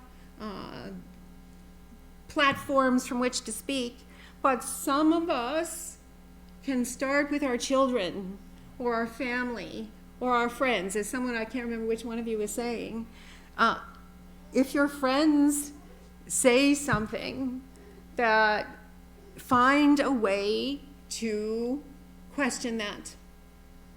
So start with yourself. Question your thoughts. Question, because we all know culture feeds into our very perception, and sometimes we're not even aware of it. And sometimes it's really insidious, and as we uncover one story after another, we find, aha, I really did think that. So ruthlessly say, no, I'm going to change. Make sure that you don't pass these on to your children. Because wonderfully, even though it may not look like it, the world is moving forward. National Geographic, just 2 years ago, I saw, did a whole wonderful article debunking the idea that there's only males and females in this world. That it's a huge step forward. It may seem small, but it isn't. So there are things also that you can do. Speak out when you need to. Move in your circles. It does not help the cause, no matter what the cause is. Here we're talking about gender equality and sexuality preference. It does not help to jump over your family to go be an activist. Do you know that? Do you see why? Because Dharma, whichever way you want to call it, the right kind of behavior starts right where you are. And you cannot, say, oh, you kids, you're a bunch of idiots, and then go out and it has to be in circles. And never ever, these are my ideas, never ever think that you're not doing enough. That every little bit moves the whole the whole consciousness forward. Swami Vivekananda, who's spent 10 weeks at Ridgely, had a way of determining, how do I know? How do I know if my action is the proper one or not? And he said, if it makes for unity, it is the right one. If it makes for divisiveness, avoid it like the plague. So sometimes that's not so clear, but mostly it is. Some of the people who are, in closing, I'll say some of the people who are accustomed to the teachings of Hinduism will say, well, Swami Vivekananda also said this world is like a dog's curly tail, and just by nature, you're never going to straighten it out. So why should I even try? I'm out. I'm just going to get out of here. I'm going to realize God, and I'm going to be free. That's legitimate. But while we are here, we have this gift of embodiment in whatever body we have. And we have the ability, most of us, to use our mind in a way that we could move things towards the better. And the cardinal key, many of the main teaching, of course, of a lot of the Hindu tradition is you have the right to act, but don't look to the fruits. The fruits are not in your hand. All you can do is act, and then act again, and then act again, and adjust to the circumstances. So, in closing, I have done a lot of different kinds of activist things when up until the point where I got transferred originally. Now I convinced other people to stand up, but I've heard a lot of really inspiring people talk about their lives. And that is one of the ways that is really helpful. But I belonged to, actually, when I was in Los Angeles, a interfaith tradition that was very progressive, convened after 9/11, that decided, okay, we're not just going to talk about interfaith things. We are going to be together working forward. And that group was still is, it's called the Interfaith Group, Interfaith Communities United for Justice and Peace. It's the most diverse group of every single different kind of religious tradition, male, female, third gender, clerics, lay people. Anyone can show up at their meetings. That group is committed to moving forward and listening, as I said, telling their stories, as I said, and also the last thing, having difficult conversations.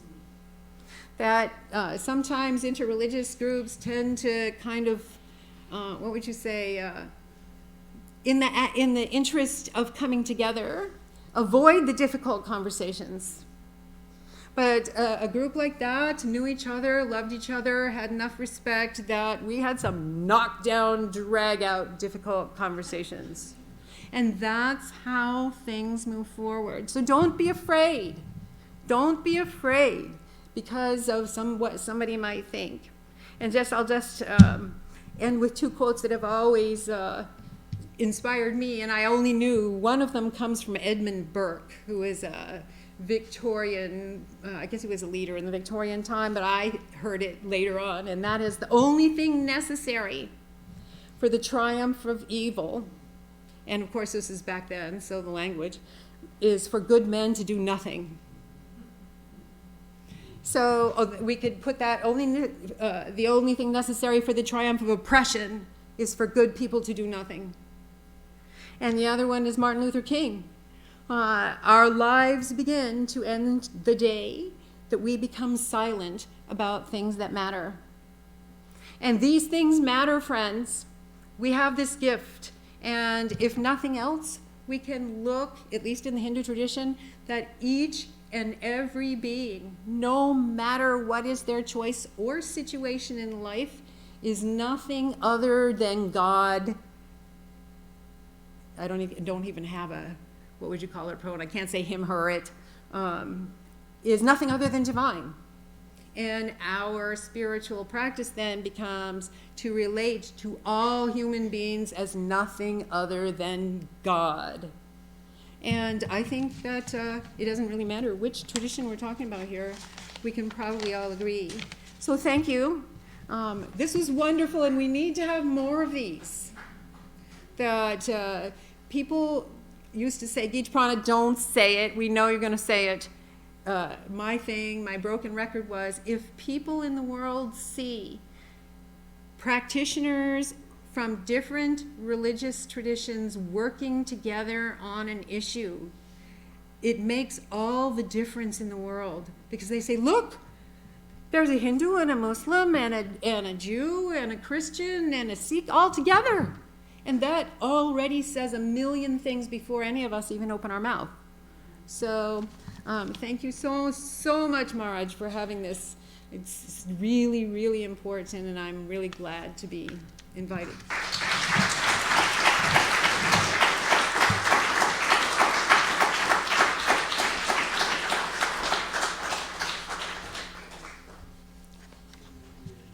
So friends, we conclude usually these meetings with a very nice song that recognizes the divinity in everyone. That is the Hindu way of saluting each other. Instead of just saying hello, we say, I salute the divine in you. Namaste. That is how Hindus greet each other, which means that I am recognizing you not merely as a wave, but the ocean behind, which fills you, which is your soul. As a shape, as a wave, you just come and go, but your reality, and that is the reality of each wave, the ocean behind. So this song is the recognition of that reality. Namaste, namaste. And our group will perform it. You can all join in singing. It is very easy to sing.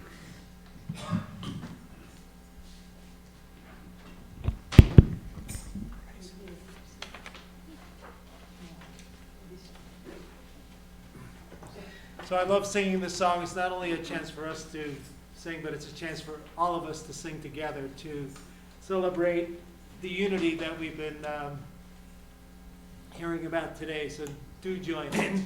Oops.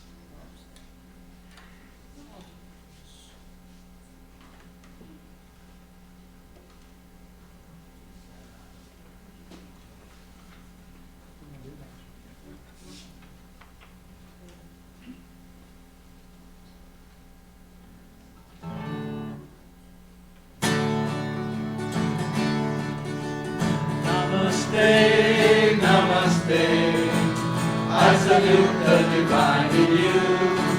In India they say what's so true, I salute the divine in you. Namaste, namaste, I salute the divine in you. In India they say what's so true, I salute the divine in you. You may be from Africa, you may be from Asia, you may be from Australia, but there's something the same in all of us.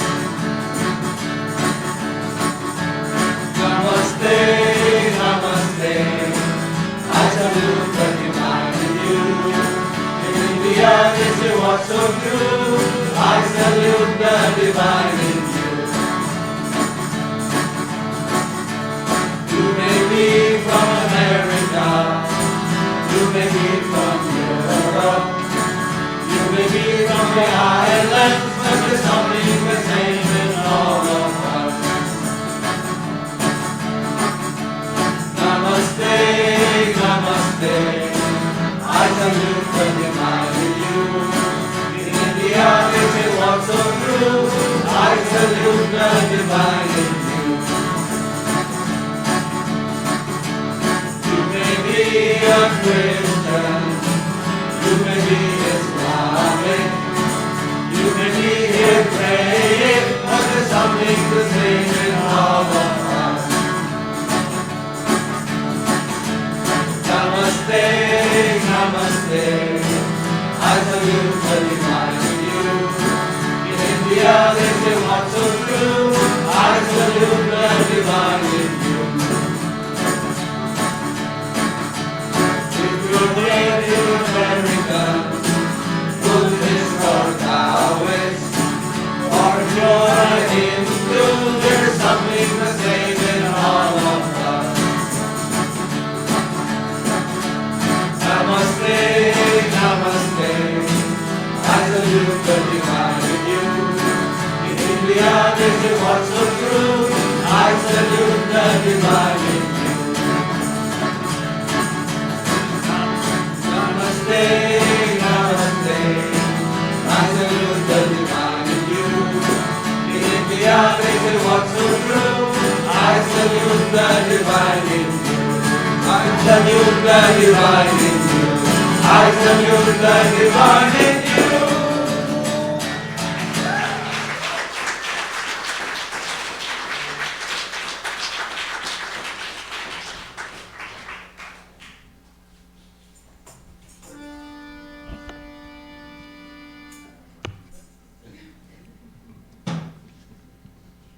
The program, quite interesting, but has been going on for a while now. And so I am going to condense my part of giving thanks. You just understand the spirit that we all feel of gratitude that all the today's speakers, they brought up such wonderful, very helpful, very progressive ideas before us to make us go forward, to make us think of about these things, and then in the light of that change our understanding and bring that understanding into our actions. It is all about, the first prayer that I said was that may our understanding illumine our lives. So it is what we understand, let it not just remain here. Let it percolate in our heart and let it percolate in our hands, legs, every activity. So, friends, I am very thankful to today's wonderful, wonderful speakers who brought a wealth of understanding as well as a wealth of heart here that connects us all. Thank you very much. My thanks also to all the wonderful musicians who have come here to enhance the spirit. Music is a language that goes far deeper than the mere words of logic and so forth, It is, I sometimes like to say that the logical explanations are like oral pills, whereas the musical way of transmitting message is like IV. So it goes very quickly inside. So it is. So music was so enthralling. All these the rock singers, and then David, our own members here, and then we have a common link, Tapas Talukdar, the harmonium player that you saw, he was playing also the drums. He was from that Ruach as well as from our group, a common. So we were looking at commonality. So he was the common thread.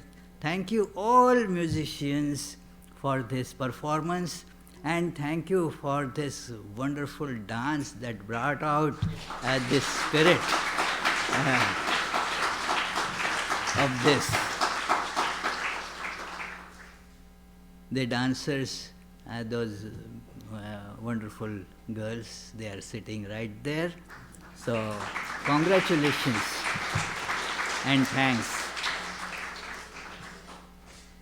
Of course, thanks friends to you all for coming together, and you imbibe this spirit of oneness, of interfaith understanding, and I am sure it will keep on growing with you all participating in it.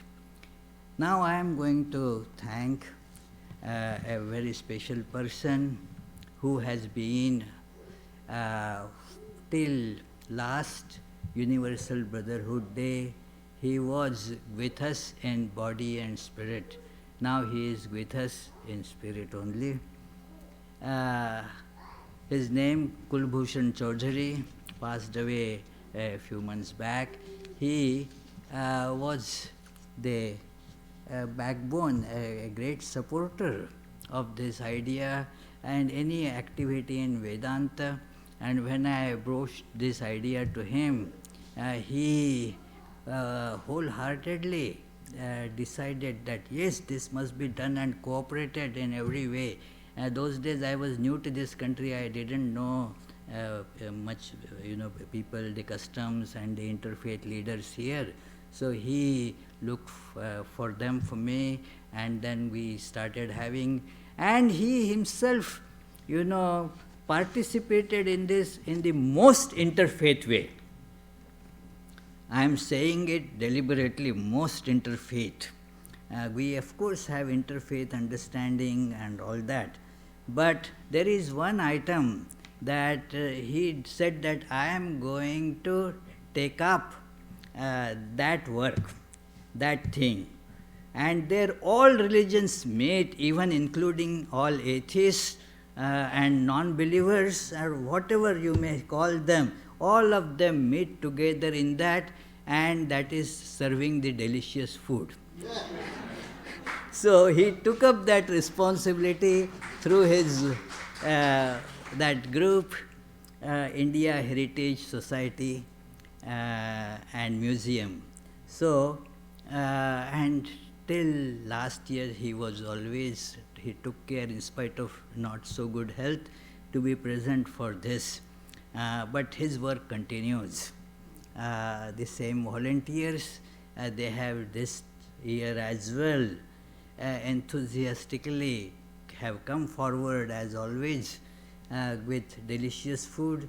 So after our last prayers, that will be the most interesting interfaith item that we will have, the delicious dinner.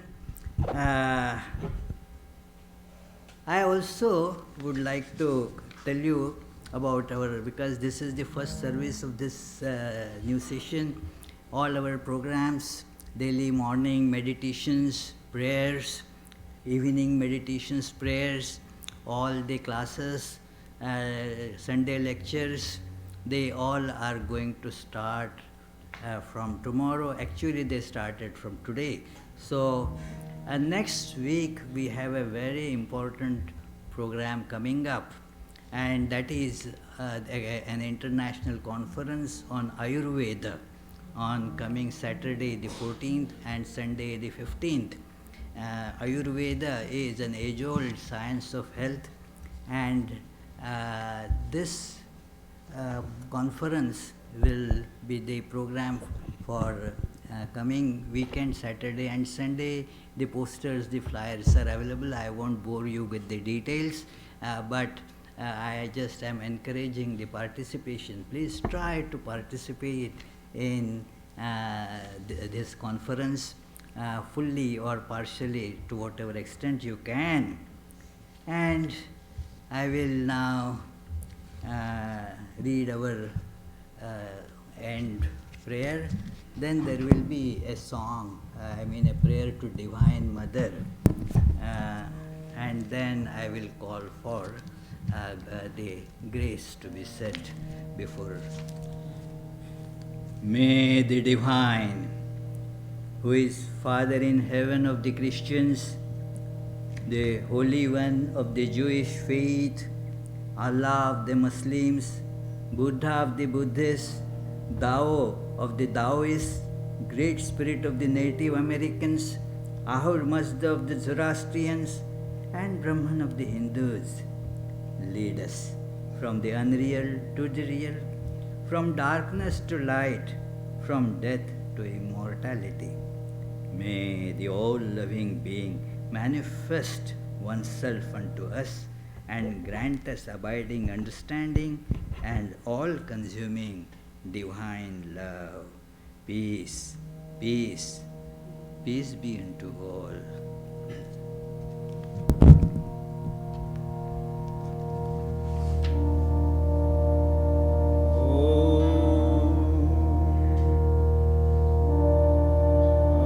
Auspicious and blessed graciousness sublime, all noble ends you give to us, granting us refuge, all seeing glory, O Mother Divine, our love to you. Creation, preservation, dissolution are your powers, eternal one. Nature's real basis, nature's essence, O Mother Divine, our love to you. We come seeking refuge from anguish. Be our Savior through your deep concern. All our suffering remove, Goddess, O Mother Divine, our love to you. Victory, O Mother Divine, our love to you. Blessed Mother Divine, our love to you. Blessed Mother Divine, our love to you. Blessed Mother Divine, our love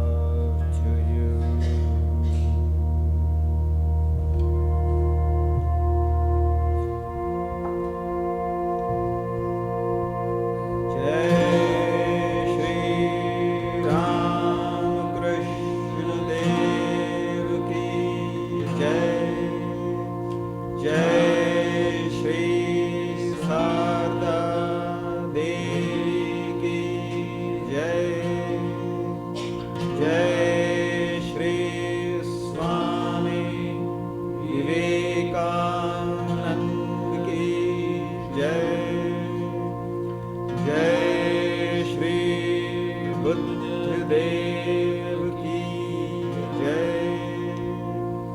Jai Shri Jesus Christ ki jai.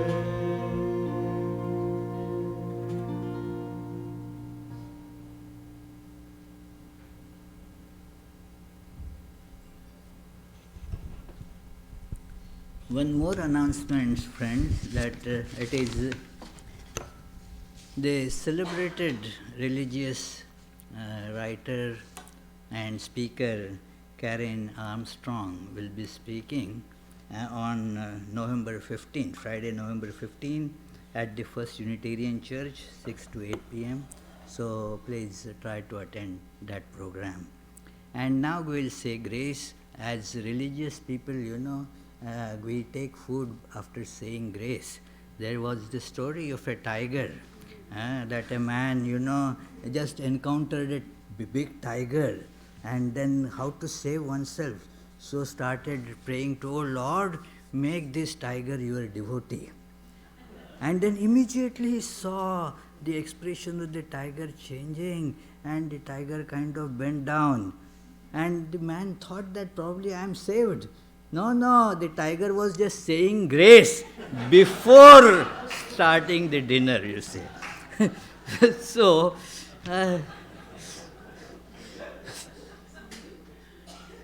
so please join in saying, those of you who know the words.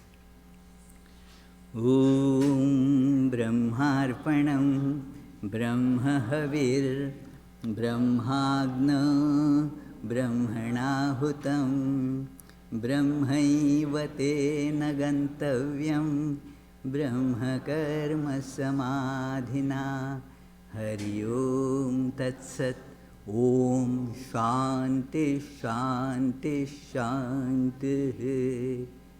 O Lord, please accept our offerings, bless us, make us pure and all-loving. May we not accuse, demand or complain, but love, respect and cooperate with all. May we not find faults with others, but try to find our own faults. May we not treat others as strangers, but learn to make all our own. May we feel the whole world to be our own. Peace, peace, peace be unto all. So please proceed to the basement from this door, and then there will be food awaiting your taking it in. Thank you.